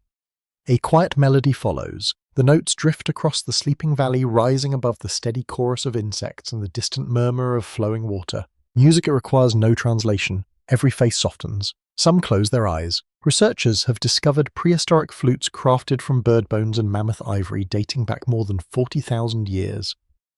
While the earliest confirmed examples belong to Homo sapiens, the possibility that other human groups created or appreciated music continues inspiring thoughtful discussion. Music leaves few fossils, emotion leaves none, yet both have probably accompanied humanity for far longer than history remembers. The fire burns lower. Orange flames gradually become glowing coals. One by one children fall asleep against parents, grandparents, and older siblings. Someone quietly carries a sleeping child into a nearby shelter without waking them. Another gently covers the remaining embers with fresh wood, ensuring warmth will last until morning. You look upward.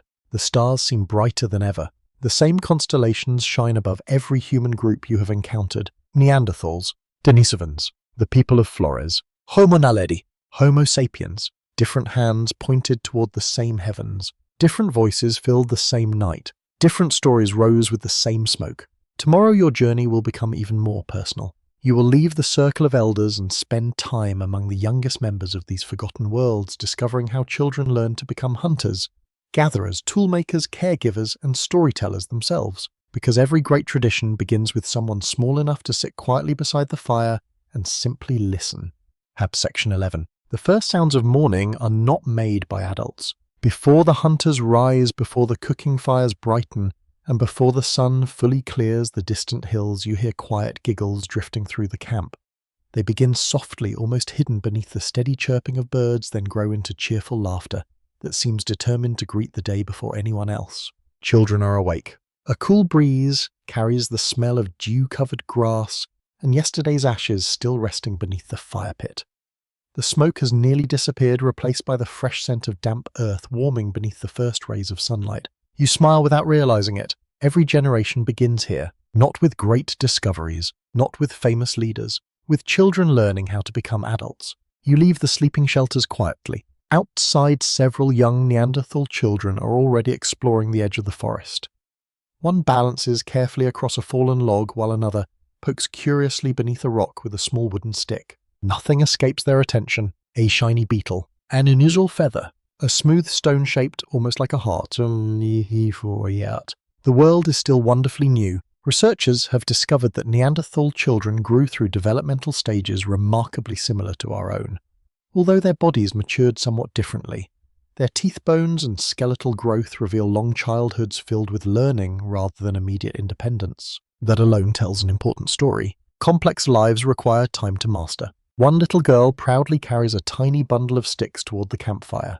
The sticks are far too small to keep a fire burning. No one criticizes her. Instead, an older woman accepts them with complete seriousness, placing them beside the larger firewood. The child beams with quiet pride. Contribution matters, even when the task itself is modest. Nearby, two boys crouch beside an experienced hunter repairing a spear. They watch every movement. The older man never announces that he is teaching. He simply works. Occasionally, one boy imitates a motion using a shorter practice stick. Sometimes he succeeds, sometimes he does not. The lesson continues either way. Much of prehistoric education likely happened exactly like this. Observation first, practice second, correction only when necessary. You follow another path toward a nearby stream. There, several Homo sapiens children gather edible berries under the careful eye of an elderly grandmother. She gently points toward one bush before shaking her head at another that looks deceptively similar. One is safe, one is not. No long lecture follows, only patient demonstration. Knowledge passes quietly from one generation to the next. Historians agree that identifying edible plants would have been one of the most essential survival skills in prehistoric communities. A single mistake could bring illness, while correct choices nourished entire families through changing seasons. Children likely learned these lessons gradually over many years. The stream bubbles pleasantly across rounded stones. Its cool scent mingles with fresh mint growing along the banks. Dragonflies skim just above the water, while frogs disappear with tiny splashes whenever curious feet approach too closely. The morning feels peaceful. One delightful historical curiosity comes from the archaeological record of prehistoric footprints. At several ancient sites, scientists have discovered the preserved footprints of children walking alongside adults. Some tiny tracks wander unpredictably, stopping suddenly or circling back before continuing. Children apparently explored the world then exactly as they do today. Straight lines rarely interest them. By midday, the camp becomes busier. Several teenagers prepare to accompany older hunters for the first time. The atmosphere feels different, not tense, respectful. One young Neanderthal carefully adjusts the bindings on his first full-size spear. His father watches silently before tightening one loose knot with practiced fingers. No speech, only a brief nod. Sometimes encouragement requires very few words. Across the clearing, a young Homo sapiens girl practices throwing lightweight sticks toward a circle scratched into the ground. Most throws miss completely. One lands perfectly. Her younger brother applauds enthusiastically, despite having no idea why the successful throw differed from the others. Success deserves celebration, even imperfect success. The smell of roasting roots begins drifting from nearby cooking fires. Several children return carrying woven baskets filled with mushrooms, nuts, and leafy greens gathered under adult supervision. Everyone has contributed something. No harvest appears too small. Researchers believe childhood in prehistoric societies probably involved meaningful participation from an early age. Young children gathered safe foods, collected fuel, watched younger siblings, and gradually assumed greater responsibilities as skills improved. Learning and working rarely existed as separate activities. One naturally flowed into the other. Clouds drift lazily overhead. Their moving shadows cool the valley for a little while before sunlight returns once more. You notice several children sitting beside an elderly woman whose hands move steadily as she twists plant fibers into strong cord. Each child receives a small bundle. Their first attempts produce tangled knots. The woman chuckles softly, then patiently begins again. Failure seems entirely expected. Perhaps that expectation made learning easier. A fascinating scholarly discussion continues surrounding prehistoric play. Archaeologists occasionally discover miniature tools that appear too small for practical use.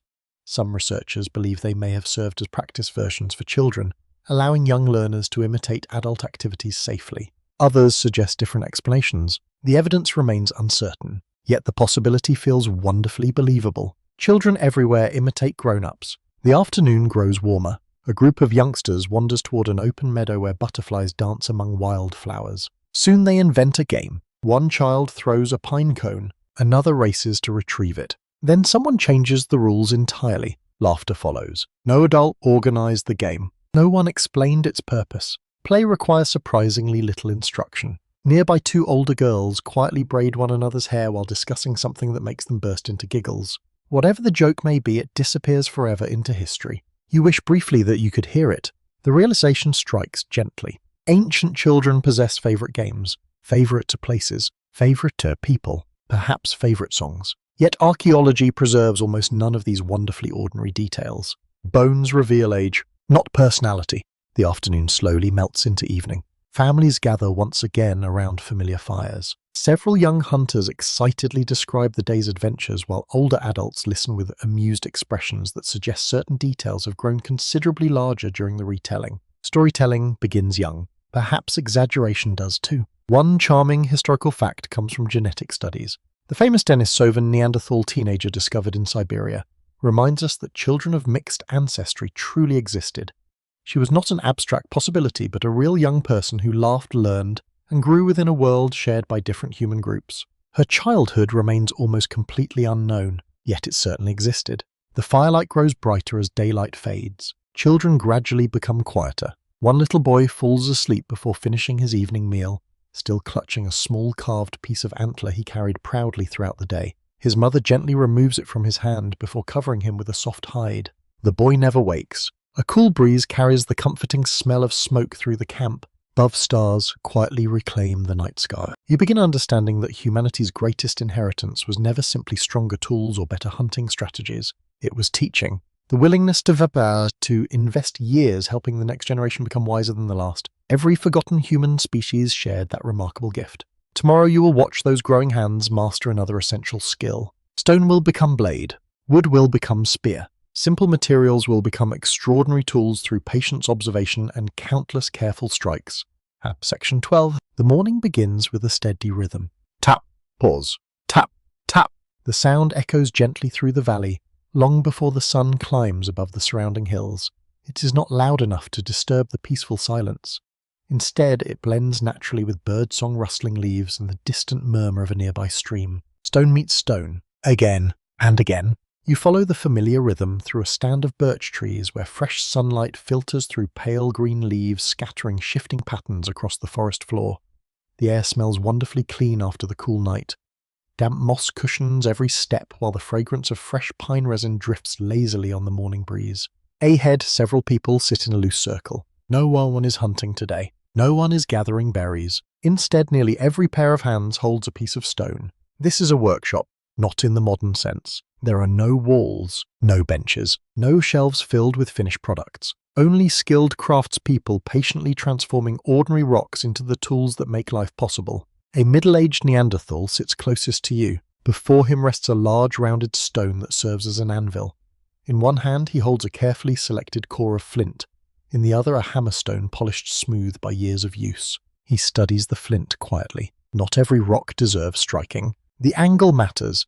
The hidden fractures matter. Even the way sunlight catches the surface seems important. Finally, he lifts the hammerstone. One precise strike. A thin flake breaks free. Not by accident. Exactly where he intended. You realize that what appears simple is actually the result of thousands of hours of practice. Modern archaeologists often compare skilled stone knapping to playing a musical instrument. The movements must become almost instinctive, yet every strike still demands concentration. The finished blade catches the morning light. Its edge looks impossibly sharp, sharper than many modern kitchen knives. Researchers have discovered that prehistoric stone tools, when expertly crafted, could produce edges only a few molecules thick. Even today, surgeons occasionally use obsidian blades for specialized procedures because they create remarkably clean cuts. Ancient technology was far more sophisticated than many people imagine. Nearby, a young apprentice watches every movement. The elder does not explain much. Instead, he slowly repeats the sequence. Examine, rotate, strike, inspect, repeat. The lesson unfolds without hurry. Failure belongs to the process. The apprentice attempts the next flake. The blow lands slightly off target. The stone breaks poorly. The elder simply turns the damaged core in his hands and points toward another promising surface. No frustration, only another opportunity. Patience shapes tools. It also shapes people. The scent of fresh wood shavings reaches you from another part of the clearing. Several Homo sapiens craftspeople are fitting newly made stone blades into carefully carved wooden shafts. Warm tree resin bubbles gently inside a small stone bowl resting beside glowing coals. One woman stirs it with a slender stick. The resin releases a rich, slightly sweet aroma mixed with the faint smell of smoke. Soon she adds finely crushed charcoal, then powdered mineral. The mixture thickens into a dark adhesive. You watch as she presses a stone blade firmly into a split wooden handle before wrapping the joint tightly with animal sinew. The result feels wonderfully solid. One object, three materials: stone, wood, resin. Each alone has limitations. Together they become something far stronger. Historians agree that hafting, the process of attaching stone tools securely to handles, represented one of the great technological achievements of prehistoric humanity. It required planning, multiple raw materials, and an understanding of how different substances behaved under pressure and changing temperatures. Innovation rarely arrives all at once. It grows layer by layer. The morning passes peacefully. Birds continue singing above the workshop while sunlight slowly shifts across the clearing. Occasionally someone laughs after an especially dramatic mistake sends a stone flake spinning harmlessly through the grass. Even experts miss sometimes. That truth feels comforting. You wander toward another group working beneath the shade of several ancient oak trees. Here people shape bone instead of stone. Loon deer antlers lie neatly arranged upon woven mats. Carefully sharpened flakes scrape smooth surfaces into elegant points, needles, fish hooks, and decorative pins. A young girl sits beside her grandmother, learning to drill tiny holes into a slender piece of bird bone. Her hands tremble slightly. The hole wanders off-center. She sighs. The older woman smiles kindly before handing her another piece. Try again. Those two words have probably existed far longer than language itself. One fascinating archaeological discovery comes from several Upper Paleolithic sites where bone needles with carefully drilled eyes have been found. These delicate tools allowed prehistoric people to stitch fitted clothing from animal hides, creating garments far warmer than loosely wrapped skins. Better clothing changed everything. Warmer winters, longer journeys, healthier children. Sometimes the smallest inventions create the greatest transformations. A gentle breeze stirs the trees. The smell of flowering herbs drifts through the workshop while bees wander lazily between blossoms nearby. Someone begins humming quietly while polishing a spear shaft with sandstone. The rhythm spreads. Soon another joins. No one performs. The music simply accompanies the work. As afternoon approaches, you notice something remarkable. Several individuals from different human groups examine one another's tools with genuine interest. A Homo sapiens craftsperson studies the thick, durable Neanderthal spear point designed for close hunting. Nearby, a Neanderthal carefully turns over a longer, narrower blade, shaped using a different flaking technique. No words are necessary. Hands understand craftsmanship remarkably well. Researchers continue debating how often ideas traveled between neighboring human populations. Similarities in certain tool traditions may reflect independent invention, cultural exchange, or a combination of both occurring over thousands of years. The evidence refuses to settle into simple categories. Human creativity rarely does. Clouds drift overhead during the afternoon, softening the sunlight into gentle shades of silver. The clearing grows cooler. Finished tools now lie neatly upon animal hides spread across the ground. Stone scrapers, hand axes, piercing awls, knives, spear points. Each object represents countless careful decisions invisible to anyone seeing only the finished result. You pick up one completed scraper. Its polished handle fits comfortably into your palm. The edge feels perfectly balanced. Suddenly you understand something subtle. This tool carries the fingerprints of its maker, not literal fingerprints, choices, preferences, habits developed over years. Even ancient craftsmanship possessed individual style. One delightful curiosity still intrigues archaeologists. Experienced researchers can sometimes identify that multiple stone tools were created by the same ancient craftsperson based on repeated striking patterns and distinctive techniques, almost like recognizing an artist's brush strokes centuries later. Skill leaves signatures, even without names. Evening approaches. Families begin collecting the finished tools before returning toward their camps. Children proudly carry practice pieces made during the day, even those with uneven edges and imperfect shapes. They smile as though holding treasures. In many ways they are. Knowledge weighs almost nothing, yet it travels farther than any spear ever thrown. The fires glow brighter as daylight fades. Several hunters quietly inspect tomorrow's equipment. They test bindings, examine blade edges, adjust wooden shafts. Preparation brings confidence. Above the valley, the first stars appear one by one.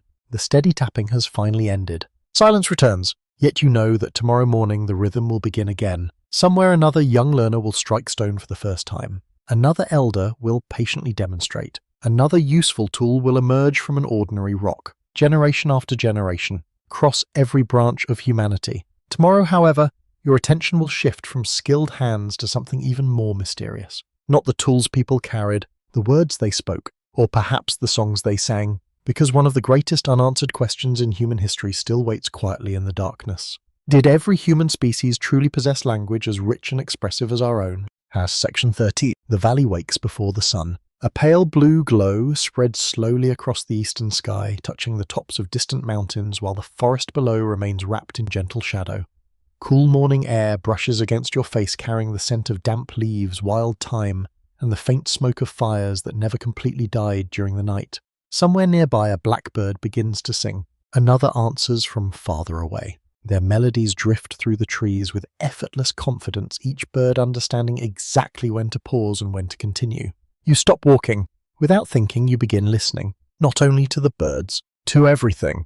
The crackling of a rekindled fire, the soft rustle of someone folding animal hides, the rhythmic tapping of wooden bowls being stacked together, the quiet murmur of voices, human voices, or something very close to them. Today, your journey leads into one of the greatest mysteries in all of prehistory. How did our forgotten relatives speak? Did Neanderthals tell bedtime stories with voices that rose and fell like gentle music? Did Denisovan parents sing their babies to sleep beneath mountain skies? Did the people of Flores laugh at clever jokes whose meanings disappeared forever? Or did every human group communicate in ways entirely unlike anything we know today? The truth remains wonderfully elusive. Unlike stone tools or ancient bones, spoken words leave no fossils. The wind carries them away. Only silence remains. You arrive at a riverside camp where several families are beginning another ordinary day. Children chase each other between cooking fires. An older woman quietly hums while grinding dried seeds with two smooth stones. Nearby, two hunters discuss something while examining fresh tracks pressed into soft mud.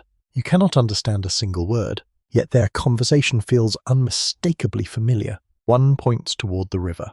The other nods thoughtfully. A brief smile follows, then both walk away. Communication rarely depends upon words alone. Researchers generally agree that Neanderthals almost certainly possessed some form of spoken language. Several important clues support this idea. Their hyoid bone, a small structure in the throat involved in speech, closely resembles that of modern humans. Genetic studies reveal that Neanderthals carried a version of the FOXP2 gene associated with speech and language development. Their ears also appear well suited for hearing the frequencies used in human conversation. None of these discoveries prove that Neanderthal language matched ours. Together, however, they paint an increasingly persuasive picture. Conversation seems far more likely than endless grunting. The old stereotype grows quieter every year. You settle beside the fire where an elderly woman patiently teaches two children how to weave narrow strips of bark into sturdy cord. She speaks constantly while demonstrating each movement. Her sentences flow gently. Sometimes the children interrupt. Sometimes they laugh. Occasionally one repeats a word several times before getting it right. Language is growing, not only inside individuals, inside the community itself. The smell of warm bark and fresh wood fills the air. Nearby, someone slices mushrooms into a clay-lined cooking pit while fragrant herbs release delicate aromas into the morning breeze. The camp feels wonderfully alive. Everywhere you look, people are exchanging information. Warnings, questions, encouragement, memories. Without communication, almost none of today's work could happen efficiently. A delightful historical curiosity often surprises visitors. Human conversation contains far more than vocabulary. Tone of voice, facial expressions, rhythm, pauses, gestures, and eye contact all carry enormous meaning. Even today, people frequently understand emotion before understanding words. Perhaps ancient conversations relied even more heavily upon these wonderfully expressive tools. You continue walking toward a clearing where several young hunters practice together. An experienced elder stands nearby. He demonstrates how to approach grazing animals while remaining downwind. His instructions include spoken sounds, sweeping arm movements, and brief whistles. Every learner watches closely. Words and gestures cooperate naturally. Perhaps they always have. The morning sun climbs higher. Warm light filters through tall pine branches, filling the clearing with shifting patches of gold and green. You notice two neighboring camps separated only by a narrow stream. One belongs primarily to Homo sapiens. The other appears to include several Neanderthal families.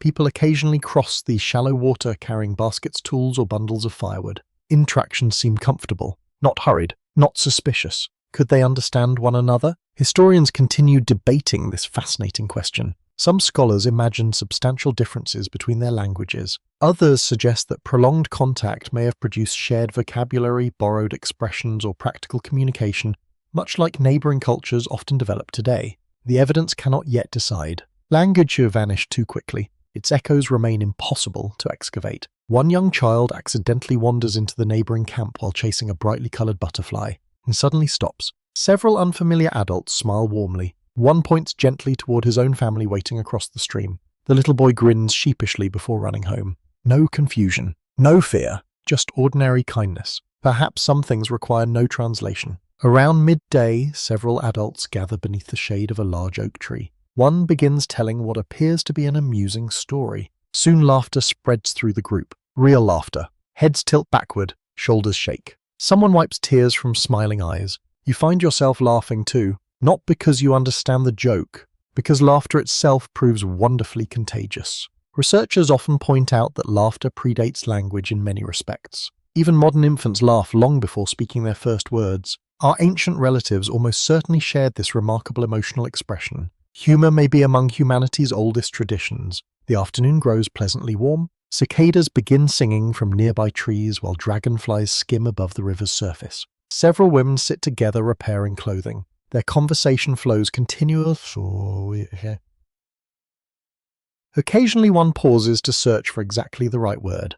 You recognize that hesitation instantly. People have probably been forgetting words for hundreds of thousands of years. A fascinating scholarly mystery still inspires lively discussion. Some researchers argue that the complexity of prehistoric hunting, childcare, toolmaking, and social cooperation would have required sophisticated language. Others believe effective communication might have relied more heavily upon gesture, shared experience, and smaller vocabularies than modern languages use. Both perspectives contain compelling evidence. The debate remains wonderfully open. Toward evening, the community gathers beside the river. Several children begin singing what sounds like a simple repetitive melody while clapping smooth sticks together. Adults gradually join. The rhythm grows stronger. The song echoes gently across the valley. You cannot know whether these are words, syllables, or something between the two. It hardly matters. Music and language often walk side by side. One may have helped shape the other long ago. The cool evening breeze carries their voices far into the surrounding forest. Birds gradually fall silent. The river continues murmuring over polished stones. Smoke rises peacefully toward the first emerging stars. You suddenly realize how many conversations have been lost forever. Parents comforting frightened children. Friends teasing one another after unsuccessful hunts. Grandparents sharing memories of winters long past. Young couples whispering beneath moonlit skies. None survive. Not one sentence. Yet those vanished voices once filled every valley you have crossed. Perhaps silence itself reminds us how precious language truly is. As darkness settles, the singing fades into quiet conversation around glowing fires. Words become softer.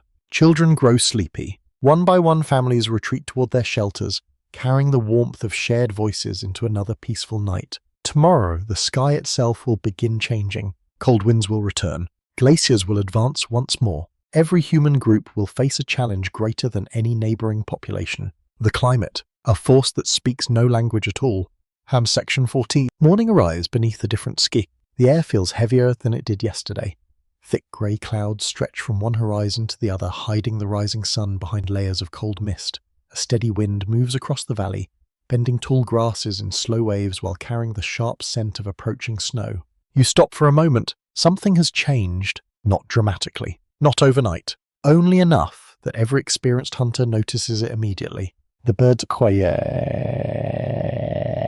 quieter. The insects fewer. The wind carries a colder bite. Tiny signs. Yet in prehistoric life, tiny signs often mattered more than enormous ones. A family that noticed subtle changes survived more often than one that waited for certainty. You pull your fur cloak closer around your shoulders. Its thick hide blocks much of the wind, but your fingertips still grow cool as you continue walking toward higher ground. From the ridge above the valley, the landscape stretches farther than you have ever seen before. To the north, snow already covers distant mountains. To the south, forests glow with the fading colors of autumn. Between them lies an enormous world forever changing. Ice advances, ice retreats, rivers shift their courses, grasslands become forests, forests become open plains. Nothing remains fixed for long. This is the true ruler of prehistoric humanity. Climate. For hundreds of thousands of years, every human species learned to adapt as Earth itself constantly transformed. During the Ice Age, enormous glaciers expanded across northern Europe and North America before gradually shrinking during warmer periods only to grow once more as temperatures fell again. No generation experienced exactly the same world as its grandparents. The land itself kept rewriting the rules. I begin descending into a broad valley where several Neanderthal families are preparing to leave their familiar camp. The decision appears calm, almost routine. Animal hides are rolled carefully. Stone tools are packed into woven bags. Children help gather dried firewood that can easily be carried. No one seems frightened. They have done this before, many times. Migration is not always an emergent. Sometimes it is simply another season arriving. The smell of smoke mingles with the fresh scent of frost coating nearby shrubs. A young boy kneels beside the edge of a shallow puddle. Thin ice has formed overnight. He touches it gently with one finger. It breaks instantly. He laughs. Winter has announced itself. One historical fact stands firmly supported by archaeological evidence. Neanderthals successfully survived multiple glacial cycles that lasted far longer than entire civilizations. They adapted clothing hunting strategies, shelter, locations, and seasonal movements to landscapes that could look dramatically different within a few generations. Resilience became part of daily life, not an occasional achievement. You continue walking alongside the migrating families. The trail winds through forests where yellow leaves drift slowly toward the ground. Their earthy fragrance fills the cool air while squirrels hurry between branches collecting the last available nuts. Everything is preparing. Humans are not alone. A small group pauses beside a stream. Several adults refill leather water containers while children gather edible roots growing in damp soil nearby. An elderly woman quietly points toward the sky. Dark clouds continue building. Snow will probably arrive sooner than expected. No one argues. Experience has earned trust. You climb another ridge by midday. From here, mammoth herds appear as tiny dark shapes moving steadily across distant grasslands. Reindeer follow ancient migration routes remembered across countless generations. The humans below begin following them. Animals know where food remains. People have learned to watch the animals. Nature becomes the first map. Researchers generally agree that changing climates strongly influence the movement of prehistoric human populations. As glaciers expanded and retreated, new corridors opened, while others disappeared. Rich hunting grounds shifted hundreds of kilometers over thousands of years, encouraging repeated migrations into unfamiliar territories. The landscape itself directed history. The wind grows stronger. It whistles softly through sassa and pine trees while carrying the clean smell of approaching snow mixed with damp stone. Ahead you notice another traveling group. These people appear to belong to Homo sapiens. They too are moving southward, not because someone ordered them, because survival quietly recommends the same direction. For a while, both communities travel along separate ridges overlooking the same valley. Neither interferes with the other. Both follow the seasons. Perhaps climate created encounters just as often as curiosity did. One delightful historical curiosity comes from ancient pollen preserved beneath lakes and peat bogs. By studying microscopic grains trapped within layers of mud, scientists reconstruct prehistoric environments with remarkable accuracy, discovering which trees, flowers, and grasses covered landscapes tens of thousands of years ago. Tiny pollen grains become unexpected historians. They remember forests long after the trees themselves disappear. The afternoon sky finally releases snow. At first, only a few flakes drift lazily through the air. Children reach upward to catch them. Soon the snowfall becomes steadier.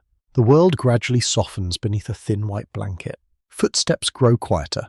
Branches bend gently beneath fresh snow. Even the wind seems calmer. The smell changes completely. Cold air possesses its own remarkable freshness, clean enough to make every breath feel wonderfully sharp. The travelers continue. Stopping now would waste valuable daylight. One young girl begins walking more slowly. Without a word, her grandfather lifts her onto his shoulders. She laughs happily while watching the snowy landscape from her new height. Kindness often weighs less than exhaustion. By late afternoon, the families reach a sheltered valley protected from the strongest winds by steep cliffs. Several experienced adults immediately begin searching for suitable firewood. Others inspect nearby caves. Some gather stones for new hearths. The camp rebuilds itself almost automatically. Everyone knows their role. Home can appear within hours. Researchers continue discussing exactly how rapidly prehistoric humans adapted to sudden climate fluctuations. Some environmental shifts occurred gradually over centuries, allowing populations time to adjust. Others unfolded surprisingly quickly, forcing communities to make difficult decisions within only a few generations. Flexibility may have become one of humanity's greatest evolutionary advantages. No tool mattered without adaptability. Evening arrives early beneath heavy clouds. The new camp glows warmly against the surrounding snow. Fires burn brightly inside sheltered caves while smoke escapes through narrow openings carrying the familiar scent of pine and juniper into the cold night. Dinner feels especially satisfying after the long journey. Roasted meat, stored nuts, dried berries preserved during warmer months. Every bite reflects careful preparation made weeks earlier. Planning feeds winter. A quiet conversation unfolds beside one fire. An older hunter traces simple patterns into the snow using a stick. Perhaps he explains tomorrow's route. Perhaps he remembers another winter from long ago when the valley looked different. Perhaps both. The snowfall gradually slows. Clouds begin breaking apart. One by one, brilliant stars emerge above the frozen landscape. The night feels astonishingly clear, cold, peaceful. You realize that climate shaped far more than where ancient humans lived. It influenced whom they met, which ideas they exchanged, which paths crossed, which populations flourished, which quietly vanished. Every snowfall, every drought, every warming season, each became another invisible author helping write humanity's story. Tomorrow, the changing world will bring different human groups even closer together. Resources will grow scarcer. Territories will overlap more frequently. Choices will become more difficult. Not every meeting can remain as peaceful as those you have witnessed before. The world is growing smaller, and history is quietly approaching one of its greatest turning points.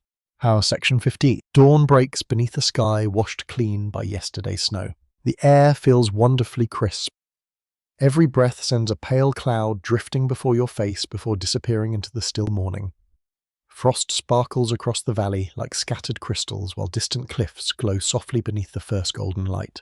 The landscape seems peaceful, yet peace often exists beside quiet tension. Winter has settled more firmly upon the land. The great herds have shifted farther south. Edible plants have become harder to find. Rivers remain open in some places, frozen in others. Every family understands the same simple truth. Resources are no longer abundant. You'll begin walking through a narrow mountain pass where towering stone walls rise on either side. The wind whistles softly between them, carrying the faint scent of pine snow and wood smoke from camps hidden somewhere beyond the ridges. The pass serves only one purpose. It connects two valleys. Every migrating herd eventually travels through here. So do the people following them. As you round a bend, fresh footprints appear in the snow. Several kinds. Some belong to reindeer, others to wolves. Then come human tracks, at least two groups, moving in opposite directions. The prints overlap. Nobody can avoid one another forever. You continue quietly until the valley suddenly opens before you. A frozen stream winds through its center. Along one bank, a small Neanderthal hunting party studies fresh bison tracks. Across the valley, a group of Homo sapiens has paused near a stand of birch trees inspecting exactly the same trail. No one speaks. The distance between them is perhaps 200 meters, close enough to recognize movement, far enough that every decision still feels possible. The bison have become the center of everyone's attention. Food for one group, or perhaps for both. The wind shifts unexpectedly. The animals catch the scent of humans. Without warning, the herd bolts toward the northern hills. Both hunting parties watch silently. The opportunity disappears. No one gives chase. The snow is too deep. The animals already hold too much distance. For a few quiet moments, neither human group moves. Then something surprising happens. Instead of glaring across the valley or rushing forward to claim territory, both parties simply turn away. Each searches elsewhere. Conflict costs energy. Winter rarely rewards unnecessary risks. Historians generally agree that direct competition between different human populations almost certainly occurred in some regions, particularly where food became scarce. Yet archaeological evidence does not support a picture of constant warfare. Instead, interactions probably ranged from cooperation to avoidance to occasional conflict depending upon local circumstances and changing environmental conditions. Human behavior has always resisted simple categories. You follow the Neanderthal hunters toward a nearby ridge overlooking another valley. One experienced tracker kneels beside the snow. He studies broken twigs, disturbed frost, and faint impressions almost invisible to your eye. Then he quietly points downhill, not toward bison, toward wild horses. The entire group changes direction immediately. Flexibility often feeds more families than stubbornness. The smell of cold air fills your lungs. It possesses almost no fragrance at all, only remarkable freshness. Beneath it lingers the faint aroma of evergreen needles crushed beneath countless footsteps. Hours pass peacefully. The hunters finally locate a small herd sheltered among scattered pines. Instead of attacking immediately, they remain hidden, waiting, watching. Meanwhile, several kilometers away, the Homo sapiens group has discovered a different opportunity. Beavers have built an impressive dam across a narrow stream. Nearby, fresh rabbit tracks crisscross the snow. A frozen marsh still hides edible roots beneath its icy surface. Different resources, different solutions. The landscape offers more than one answer. One fascinating historical detail emerges repeatedly from prehistoric archaeology. Human diets varied enormously according to local environments. Communities living only a few hundred kilometers apart sometimes relied upon entirely different combinations of fish-shellfish, large mammals, birds, nuts, seeds, roots, or seasonal fruits. Survival rewarded versatility, not uniformity. As afternoon sunlight reflects brilliantly from the snow, you encounter another scene. A narrow canyon shelters several temporary camps occupied by different human groups over many seasons. The evidence surrounds you. Old fire pits, broken stone flakes, discarded animal bones, repair work completed years apart. People returned here again and again, not simultaneously every time, but often enough that one community surely recognized traces left by another. Imagine arriving at a familiar shelter and discovering someone else's fire had burned there only weeks before. What thoughts would follow? Curiosity, annoyance, respect, caution, perhaps all of them. Researchers continue debating whether prehistoric humans recognized territorial ownership in ways similar to later societies, or whether seasonal use remained more flexible. The archaeological record suggests both long-term familiarity with favored places and repeated occupations by different groups over extended periods. The boundaries may have been far less rigid than we imagine. Clouds drift slowly across the afternoon sky. A gentle breeze lifts fine snow crystals into the air where they shimmer briefly before settling once more upon the ground. Everything seems calm. Then a cry echoes through the canyon. Not fear, pain. You hurry toward the sound. One young Homo sapiens hunter has slipped while descending icy rocks. His ankle twists awkwardly beneath him. The injury appears painful rather than catastrophic. Before his companions reach him, something unexpected occurs. A Neanderthal hunter emerging from the opposite side of the canyon notices the accident. For one brief moment, everyone freezes. Silence. Snow falls softly around them. Then the older Neanderthal calmly picks up the dropped spear lying nearby and places it within the injured hunter's reach before stepping backward several paces. No words, no dramatic gestures, only practical assistance. The injured man nods gratefully. His companions arrive moments later. Each group quietly continues on its own path. Could such an encounter truly have happened? No archaeological site records this exact event, yet nothing in the evidence makes it impossible. People often surprise one another, especially when survival depends upon understanding that tomorrow's stranger may become next season's neighbor. One scholarly uncertainty continues intriguing historians. When different human groups competed for similar resources, were conflicts driven primarily by biology or by ordinary human circumstances such as hunger, fear, and misunderstanding? Most researchers suspect the answers varied enormously across time and geography. No single explanation fits every encounter. The afternoon slowly fades toward evening. Both hunting parties eventually enjoy modest success. Neither returns empty-handed.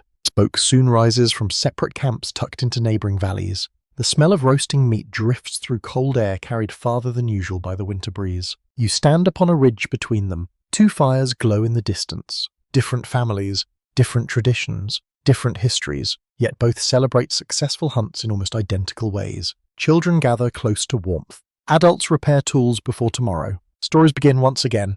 Above them stretches one enormous sky filled with brilliant stars. You cannot help wondering how many opportunities for conflict quietly transformed instead into simple avoidance. How many rivalries dissolved because another hunting ground lay just beyond the next hill. How many misunderstandings ended with nothing more dramatic than two groups choosing different paths. History often remembers extraordinary moments. Ordinary wisdom disappears unnoticed. As darkness deepens, wolves begin howling across the snowy valleys. Their voices drift between the two camps without recognizing invisible human boundaries. Nature rarely divides the world as neatly as people do. Tomorrow your journey will become quieter still. One familiar voice will begin disappearing from the landscape forever. The Neanderthals, who endured hundreds of thousands of years beneath changing skies, will enter the final evenings of their remarkable story. Have Section 16. The evening arrives almost unnoticed. The sky does not darken suddenly. Instead, soft shades of gold slowly dissolve into pale lavender before giving way to a deep blue that seems to stretch forever above the quiet hills. A gentle wind moves through the pines carrying the familiar scent of wood smoke, cold stone, and drying animal hides. You pass beside a well-worn trail. The footprints are fewer now, not because fewer people have walked here today, because fewer people remain. The valley feels strangely spacious. It is difficult to explain. Nothing appears abandoned. The caves still shelter families. The rivers still flow. The mammoths still wander distant grasslands. Yet something has begun to change. Slowly, almost invisibly. The Neanderthals are becoming fewer, not in a single season, not after one disastrous winter, generation by generation, valley by valley, camp by camp. Their world is quietly growing smaller. You continue walking toward a familiar cave where you spent time many evenings ago. The entrance looks exactly as you remember. Morning sunlight once reached this place. Children once played near its mouth. Hunters once returned carrying fresh game while laughter drifted through the smoke. Today the cave is still occupied, but the gathering feels smaller. The fire burns gently near the entrance. Only a handful of adults remain. Several older faces are missing. The children have grown taller. One young hunter now carries the spear once used by his father. Life continues, even while changing. The smell of juniper smoke fills the cool air. Someone quietly stirs a pot of simmering stew. The aroma of mushrooms, herbs, and roasted meat spreads warmly through the shelter, mingling with the earthy scent of damp limestone. You sit quietly near the fire. No one rushes. No one speaks loudly. The atmosphere is peaceful rather than sorrowful. People living through history rarely know they are living through the ending of an era. Researchers estimate that Neanderthals disappeared approximately 40,000 years ago, although the exact timing varies across different regions. Some isolated populations may have survived longer than others, while certain areas became empty much earlier. Their disappearance was not one single event. It unfolded across thousands of years. That distinction matters. History often prefers dramatic endings. Reality usually chooses gradual ones. An older woman carefully repairs a child's fur cloak beside the fire. Her hands move slowly now, not because she has forgotten the skill, because age asks for patience. The child watches every stitch. Learning continues, even during uncertain times. Outside the cave, several younger hunters prepare for tomorrow's journey. Their equipment appears familiar. Stone blades, wooden spears, leather bags. Nothing suggests they know their descendants will never inherit this place. They simply prepare for another hunt, another sunrise, another ordinary day. That quiet normality feels deeply moving. One delightful historical detail often escapes attention. Many Neanderthal sites reveal evidence that communities repeatedly returned to the same caves across countless generations. Some shelters remained familiar homes for thousands of years, with each generation adding another thin layer of ash, tools, and memories upon those left by their ancestors. It became part of family identity. Leaving them could never have been easy. You step outside. The evening air feels wonderfully cool. A crescent moon hangs above distant hills, while bats dart silently through the darkening sky, catching insects invisible to your eyes. Somewhere far below, a stream murmurs gently over rounded stones. The valley remembers, even if people do not. As you walk along the ridge, fresh footprints appear once more. These belong to Homo sapiens. Their numbers seem greater than before. New families have arrived during recent seasons. Children laugh beside unfamiliar fires. Different traditions slowly spread across the landscape. None of this necessarily required violence. Population changes often happen quietly. Researchers continue discussing why Neanderthals eventually disappeared. No single explanation satisfies every piece of evidence. Climate fluctuation certainly played a role.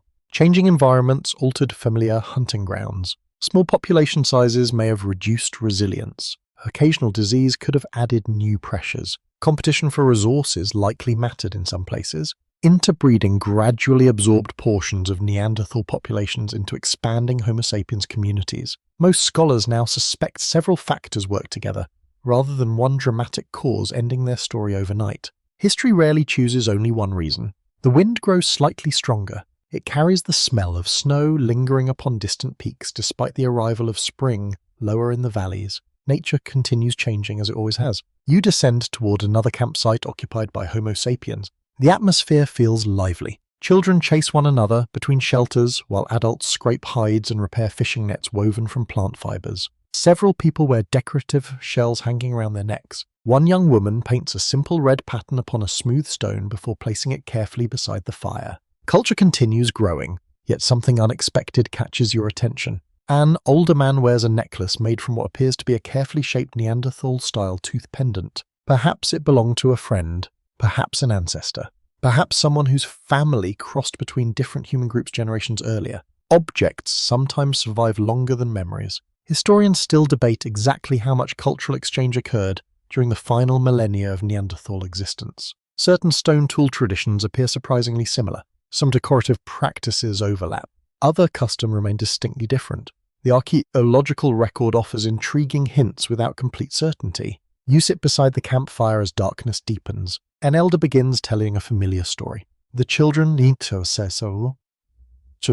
lean closer.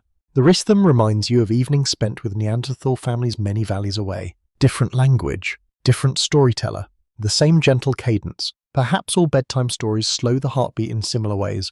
The stars brighten overhead. The Milky Way stretches across the heavens exactly as it did countless evenings before. You suddenly realize something remarkable. The final Neanderthal child probably never knew they were the last. They simply learned to gather firewood, to shape stone, to recognize animal tracks, to listen respectfully when elders spoke. They dreamed of tomorrow, not extinction. No living creature wakes believing it represents the conclusion of an entire lineage. One fascinating scientific discovery continues reshaping our understanding. Although Neanderthals disappeared as a separate population, fragments of their DNA remain alive within many modern people. In that sense, they never vanished completely. They became part of a larger story. Their voices fell silent. Their genes continued whispering. The fire burns lower. Orange flames settle into glowing embers while adults gently carry sleeping children towards soft bedding prepared inside nearby shelters. One father pauses outside before entering. He looks briefly toward the northern hills where older Neanderthal camps once stood.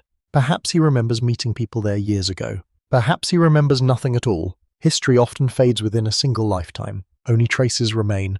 The night grows wonderfully still. The scent of cooling ashes drifts softly through the valley. An owl calls once, then silence returns. Tomorrow your journey will no longer follow disappearing camps or abandoned valleys. Instead, you will turn inward, toward your own body, because hidden within your DNA rests quiet evidence that these forgotten relatives never entirely left the world. A small part of them continues the journey with you. Ham section 17. Morning arrives with remarkable clarity. The storm clouds have disappeared, leaving behind a sky so brilliantly blue that the distant mountains seem almost close enough to touch. Fresh dew glistens across the grass while sunlight filters through silver birch leaves, painting gentle patterns across the forest floor. The air smells wonderfully alive. Wild mint grows beside the stream. Pine resin warms beneath the early sun. Somewhere nearby, fresh bread does not exist yet, but the rich scent of roasting hazelnuts drifts from a small cooking fire, reminding you that comfort has always found simple ingredients. You kneel beside the clear water.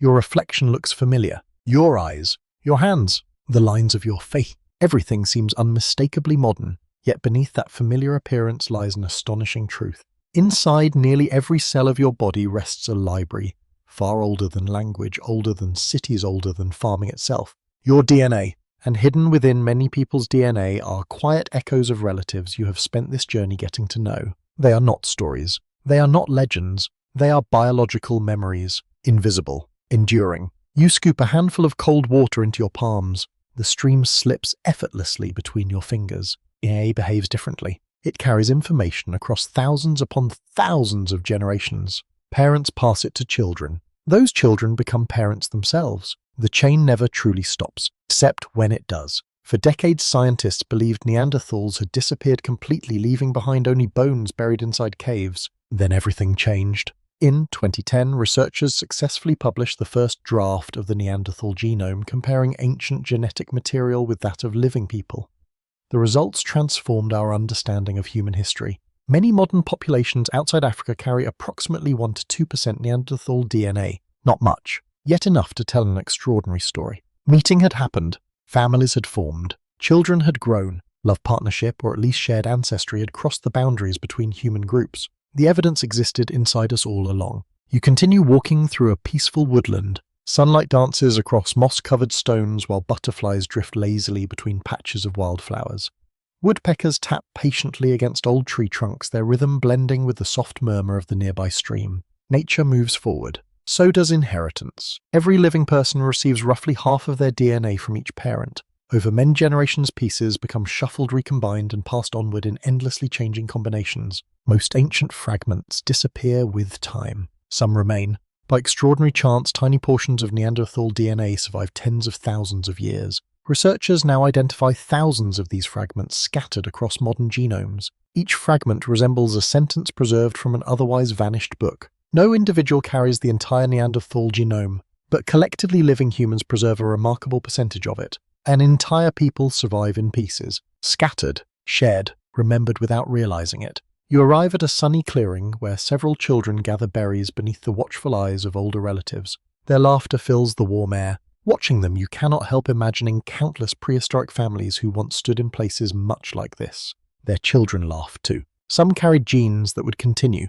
Others carried genes whose journeys quietly ended. Evolution never announces its choices. It simply continues. One fascinating discovery surprised many geneticists. Certain Neanderthal gene variants appear to influence aspects of modern human biology, including immune system responses, skin characteristics, hair traits, and even how some people process sunlight or respond to particular illnesses.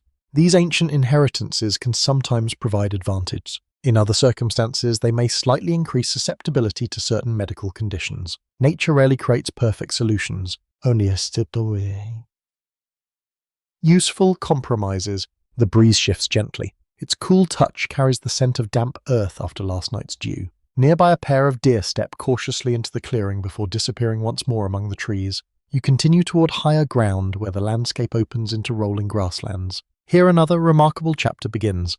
The Neanderthals were not the only forgotten relatives whose legacy remains within us. The mysterious Denisovans left something behind as well. Although known from only a handful of fossils, Denisovans contributed important genetic adaptations to several modern populations, particularly among people in parts of Asia and Oceania. Perhaps the most famous example involves the EPAS1 gene variant found among many Tibetan people. This remarkable inheritance helps the body function efficiently at high altitudes where oxygen is scarce. Without Denisovan ancestors, life upon the roof of the world might have looked very different. An entire adaptation, gifted across time. The mountains themselves remember. You pass upon a rocky overlook. Below, clouds drift slowly through distant valleys exactly as they must have done for hundreds of thousands of years.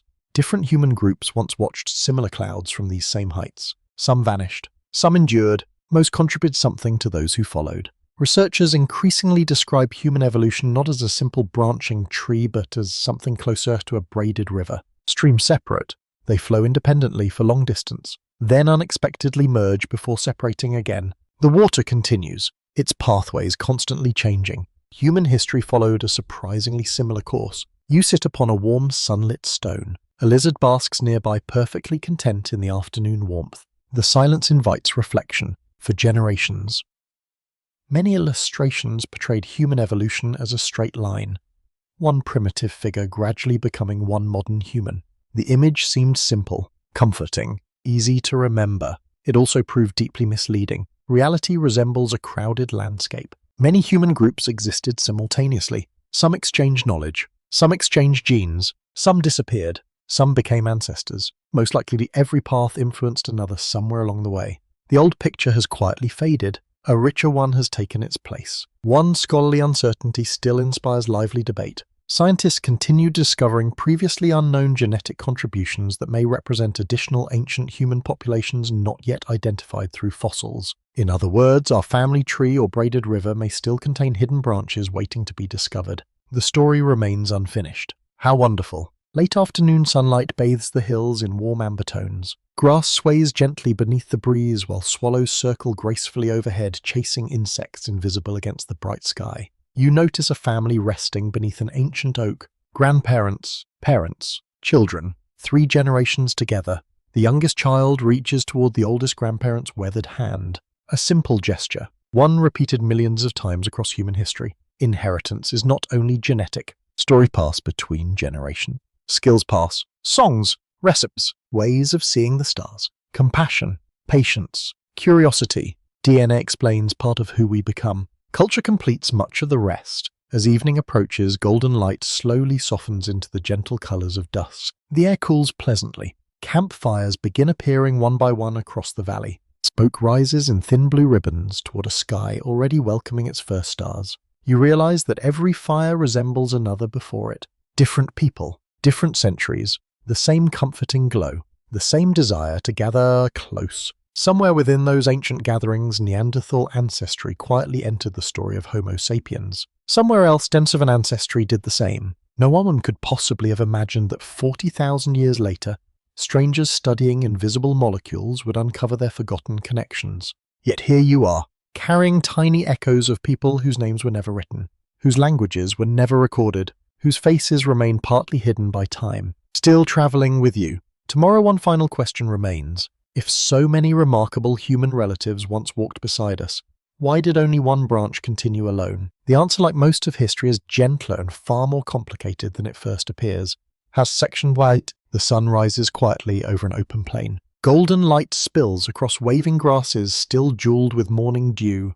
A cool breeze carries the scent of wild sage, damp earth, and distant pine forests, while somewhere beyond the horizon, a flock of cranes calls to one another as they begin another long migration. You stand alone for a moment, not lonely, simply aware. For thousands of years, many kinds of humans shared landscapes like this one.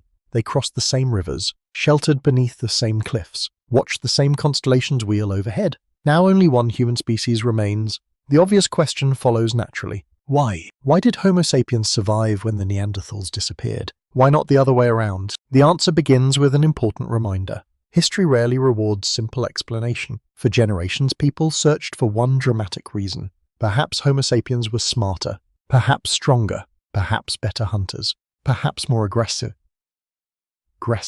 Those ideas sound satisfying because they are simple. Archaeology, however, continues offering a far more interesting picture.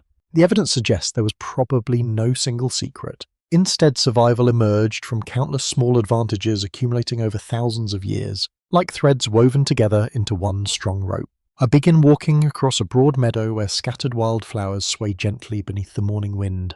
Butterflies drift lazily between blossom. A family of rabbits disappears into tall grass as you approach. Everything around you reflects quiet adaptation. Each living creature survives differently. Humans were no exception. Researchers generally agree that Homo sapiens often maintained larger and more interconnected social networks than many earlier populations. Imagine dozens of camps spread across enormous distances, families visiting relatives during different seasons, hunters exchanging information about migrating herds, travelers carrying new ideas from one valley to another. Knowledge itself became mobile. If one community experienced hardship, another might offer refuge. Relationships became a kind of survival technology. You pause beside a narrow stream where smooth stones shine beneath crystal clear water. Nearby, several families have gathered. Some prepare fishing lines woven from plant fibers. Others repair baskets. Children splash happily in the shallows, while older adults quietly exchange stories beside the fire. No one appears especially remarkable. That may be the point.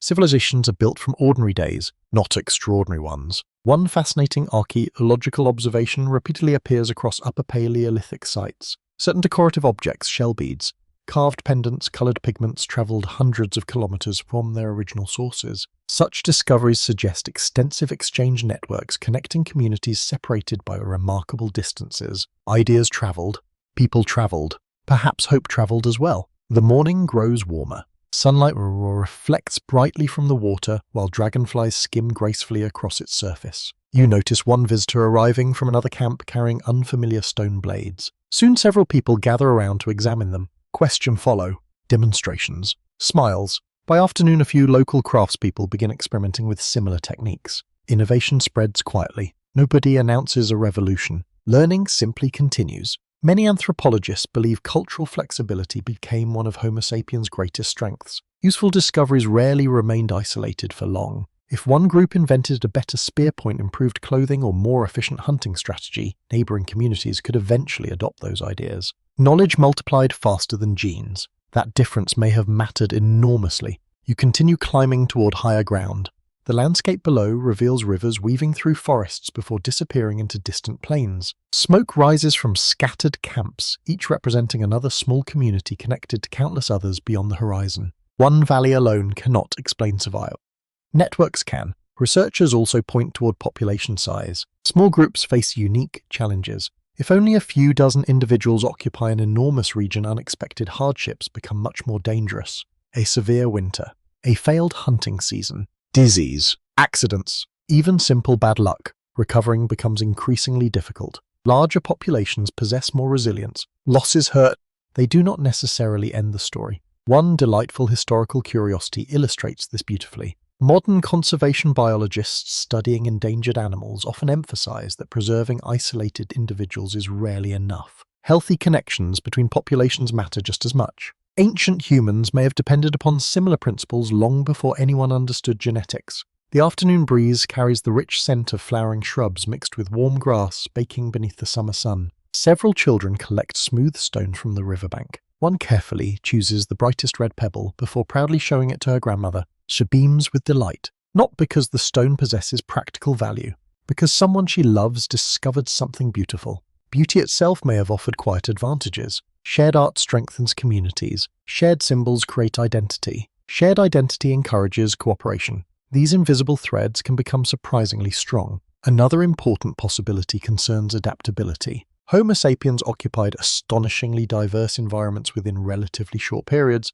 dense forests, open grasslands, cold tundra, tropical coastlines, dry deserts, mountain plateaus. Each demanded different solutions. Instead of relying upon one successful strategy, communities repeatedly adjusted to local conditions. Flexibility became habit, not exception. Historians remain careful here. Neanderthals also demonstrated impressive adaptability across hundreds of thousands of years. Denisovans flourished in challenging mountain environments. Other human relatives survived extraordinary climates as well. No ancient population lacked intelligence. Each solved difficult problems remarkably well. The question is not who was clever. The question is which combination of circumstances ultimately favored one lineage over another.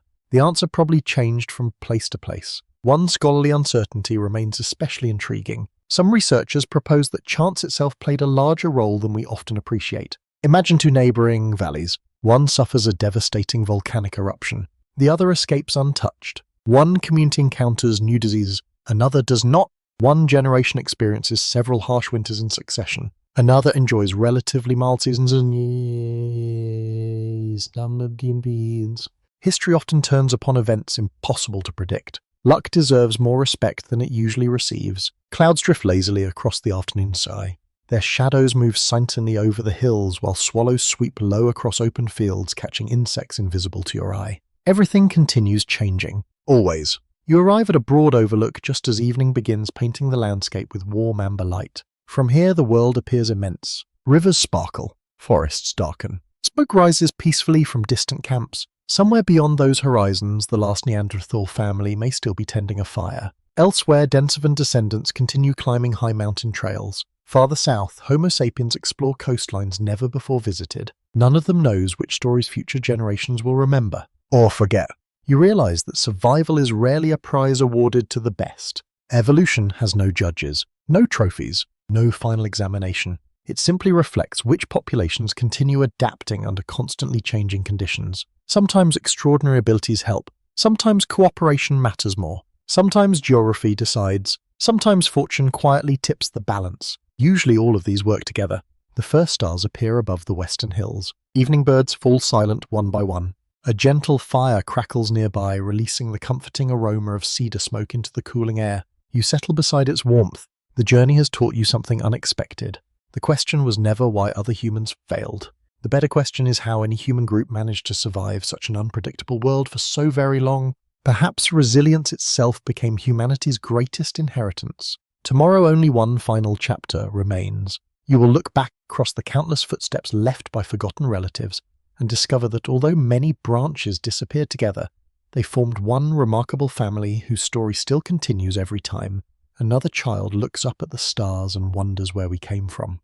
Section 19. The night has almost given way to dawn. For a little while, the world belongs to neither darkness nor daylight. A cool silver mist hangs above the valley floor, softening every outline. Dew clings to blades of grass, and the air carries the delicate fragrance of wet earth, pine needles, and wild lavender waking beneath the first hint of sunlight. Everything feels suspended, quiet, patient. You stand at the edge of a winding river that has flowed through this landscape for longer than any human memory could possibly reach.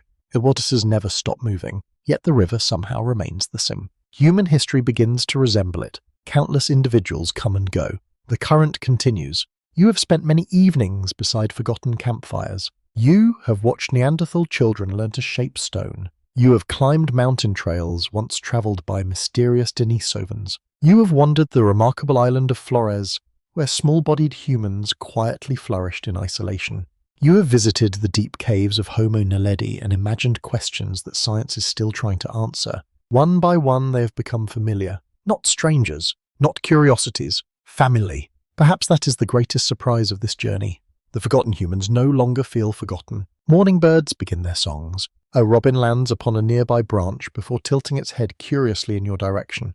Tiny insects rise from the fabrog, or sparkling briefly as sunlight finally touches the mist. Another day begins. Somewhere in another age, another child once watched exactly this same sunrise. Perhaps she belonged to a Neanderthal family. Perhaps she was Denisovan. Perhaps she was Homo sapiens. The sunrise made no distinction. Nature rarely does. For centuries, people imagined human evolution as a steady march toward perfection. Each new discovery appeared to replace the one before it, as though history were climbing a ladder. The image seemed comforting, simple, predictable. Then archaeology quietly dismantled that idea. The deeper scientists looked, the more complicated our family became. Different human species overlapped across thousands of years. Some occupied neighboring valleys, some shared genes, some almost certainly exchanged knowledge. Others remained separated by mountains or deserts or oceans. Human evolution never resembled a straight staircase. It looked far more like an ancient forest, many trees growing together, some reaching great heights, others remaining small, some falling early, others surviving storms, all sharing the same soil. Researchers continue uncovering astonishing discoveries that remind us how incomplete our understanding remains. New archaeological sites appear almost every year. Improved dating techniques revise familiar timelines. Ancient DNA extracted from increasingly older fossils reveals relationships no one previously imagined. Questions once considered settled often become wonderfully uncertain again. Science does not move towards certainty alone. It also becomes better at asking better questions. I'll begin following the river downstream. Smooth stones shift gently beneath your feet while the scent of fresh water mixes with blooming flowers growing along the banks. Dragonflies skim across the surface. Fish disturb the reflections with quiet ripples before disappearing once more beneath the current. Everything continues. That simple truth carries enormous comfort. One remarkable discovery illustrates this beautifully. Less than 20 years ago, almost nobody had heard the word Denisovan.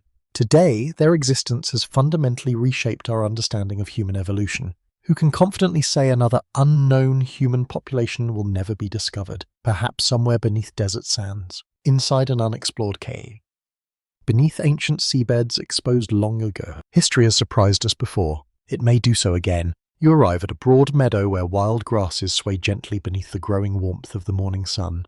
Several deer graze peacefully in the distance. A fox pauses briefly to observe you before slipping silently back into the tall grass. Life fills every corner of the landscape.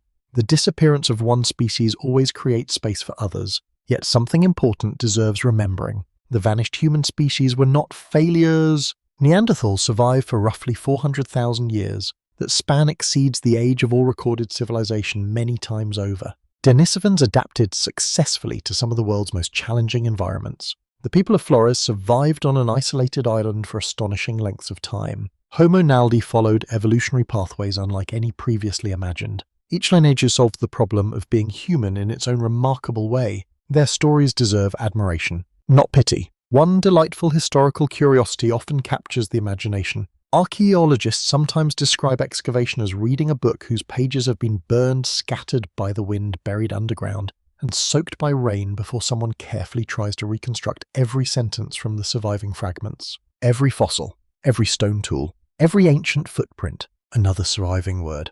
The story remains incomplete, yet it grows richer with every generation of researchers. The afternoon breeze arrives carrying the warm scent of flowering shrubs and sunlit grass. You climb a gentle hillside overlooking an immense landscape stretching toward distant blue mountains. Standing here, it becomes almost impossible to imagine the countless generations who once walked below. Millions upon millions of ordinary livers. Most never hunted mammoths. Most never witnessed extraordinary events. Most simply woke each morning, collected firewood, prepared meals, comforted children, repaired clothing, shared laughter, fell asleep beside familiar voices. History often celebrates exceptional people. Real humanity has always been built by ordinary ones. That truth links every branch of our family. One scholarly uncertainty remains wonderfully open. Scientists still debate how many distinct human populations existed during the last million years. Some fossil discoveries may represent entirely separate species. Others may simply reflect regional variation within broader populations. The boundaries are rarely as clear as textbooks sometimes suggest. Nature seldom draws perfectly straight lines. Cloud shadows drift slowly across the valley, while golden afternoon light softens every color into gentle shades of green, amber, and blue. You sit beneath an ancient oak whose broad branches offer cool shelter from the sun. Its trunk bears hundreds of years of quiet growth, tree rings hidden inside record every drought, every rainy season, every harsh winter. If only the earth recorded human memories so faithfully. Instead, memories fade, bones wither away. Campfires become faint circles of ash. Languages vanish without leaving written words. And still, somehow, enough remains. Enough to remind us that we have never been alone in our story. As evening slowly approaches, the sky fills once more with warm orange light. Birdsong softens. The breeze cools. The first cooking fires begin appearing across distant camps. Their smoke rises peacefully into the quiet air. You realize that throughout this entire journey, one idea has slowly grown stronger than any individual discovery. Humanity was never a single voice. It was a choir. Different harmonies, different rhythms, different journeys. Some voices faded earlier than others, yet together they created the extraordinary music of our shared past. Tomorrow evening, your journey will finally come to rest. There will be no new fossils waiting inside hidden caves, no magistrous footprints disappearing into distant valleys. Only one final opportunity to sit quietly beside the fire. Look up at the stars and remember that every living person carries forward not just one human story, but the legacy of an entire family whose echoes still surround us whenever we wonder who we are. Section 20. The fire has burned low. Its bright flames have settled into glowing embers that pulse gently beneath a blanket of soft grey ash. Above you, the night sky stretches from horizon to horizon, impossibly clear, filled with more stars than anyone could ever count. The air is cool now. A faint breeze carries the comforting scent of cedar smoke, dry grass, and distant rain falling somewhere beyond the mountains. You sit quietly. There is nowhere left trap. Only one last story remains. Not the story of Neanderthals, not the Denisovans, not the people of Flores or the mysterious inhabitants of Rising Star Cave. This final story belongs to all of them, and to you. When you first stepped into this ancient world, it may have seemed natural to imagine human history as a lonely path leading steadily toward the present. One species replacing another, one winner standing at the end. Instead, you discovered something far richer. For hundreds of thousands of years, Earth was home to many different kinds of humans. Some were powerfully built, some remarkably small. Some climbed mountains where the air grew thin. Others crossed frozen grasslands beneath endless winter skies. Some left beautiful tools, others left only tiny fragments of bone. Yet every one of them looked toward the same moon, listened to the same rain, felt the same warmth from an evening fire. Parents comforted frightened children. Friends shared meals after successful hunts. Grandparents passed knowledge to eager young minds. Hands reached out to help. Voices rose in laughter. I searched the stars with quiet curiosity. Those moments rarely become famous, yet they form the foundation of humanity. The more archaeologists uncover, the more familiar these forgotten relatives become. The distance between them and us grows smaller with every discovery. A carefully healed injury reveals compassion. A child's footprint reveals playfulness. A polished bone needle reveals patience. A necklace reveals beauty. A shared strand of DNA reveals cameli. Each new discovery gently reminds us that humanity has never been defined by perfection. It has always been defined by connection. Researchers will continue exploring caves hidden beneath mountains. Ancient riverbanks will continue revealing forgotten camps. New dating techniques will improve. Ancient DNA laboratories will recover information once believed forever lost. Some long-held ideas will change. Others will grow stronger. That is the quiet beauty of science. It never truly finishes the story. It simply turns another page. Perhaps somewhere beneath untouched sediments lies another fossil waiting patiently for daylight. Perhaps another ancient population still waits to be recognized. Perhaps tomorrow's students will learn names that none of us know today. The human family may still hold secrets. That possibility makes the past feel wonderfully alive. You look around one final time. The valley rests peacefully beneath the stars. The river continues its endless journey toward distant seas. An owl glides silently between dark trees. Faraway wolves call to one another across the hills, their voices rising and fading into the cool night. The world carries on, just as it always has. You realize something quietly comforting. Although the Neanderthals disappeared, traces of them continue inside millions of people. Although the Denisovans left only a handful of fossils, parts of their remarkable adaptations still help human bodies thrive in the world's highest mountains. Although other branches ended their existence, transformed the journey of those who remained. Nothing meaningful was entirely lost. It became part of something larger. Our family was never a single branch reaching upward alone. It was a great forest. Some trees lived longer. Some fell earlier. Some grew close together, their roots intertwined beneath the soil, sharing the same earth long before anyone noticed. Standing here beneath the stars, you no longer see forgotten species. You see relatives. Their names may have vanished. Their languages may have faded into silence. Their campfires may have cooled tens of thousands of years ago. Yet the simple experiences that filled their lives remain beautifully familiar. The comfort of warmth after cold. The joy of finding food after a difficult day. The relief of returning safely to loved ones. The quiet wonder of watching children grow. The endless curiosity inspired by the night sky. Those experiences still belong to us. Across all those different branches, perhaps this was always the greatest inheritance. Not sharper tools, not stronger bodies, not even remarkable intelligence, but the extraordinary ability to care, to learn to adapt, and to imagine a tomorrow worth reaching. That quiet gift carried humanity through changing climates, unfamiliar landscapes, uncertain encounters, and countless generations. It continues carrying us today. Now, as the last embers fade into darkness, the forest settles into peaceful silence. The stars remain above just as they did for every human who ever paused to look upward and wonder. Perhaps somewhere in ways we cannot fully measure, they are still sharing this sky with us. And perhaps that is a comforting thought to carry into sleep. Take one last slow look at the ancient valley before you. The fires are out. The footsteps have faded. The rivers continue flowing. The story, however, never truly ends. It simply becomes part of everyone who remembers it. For the next few quiet moments, allow yourself to rest beside the fading warmth of the fire. Imagine the cool night air settling gently around you, while the stars drift slowly across the sky above. Hear the distant river moving patiently over smooth stones, the soft whisper of wind through ancient pines, and the occasional call of an owl echoing across the valley. There is nothing left to accomplish tonight. The hunters have returned. The children are asleep. The tools have been set aside until morning.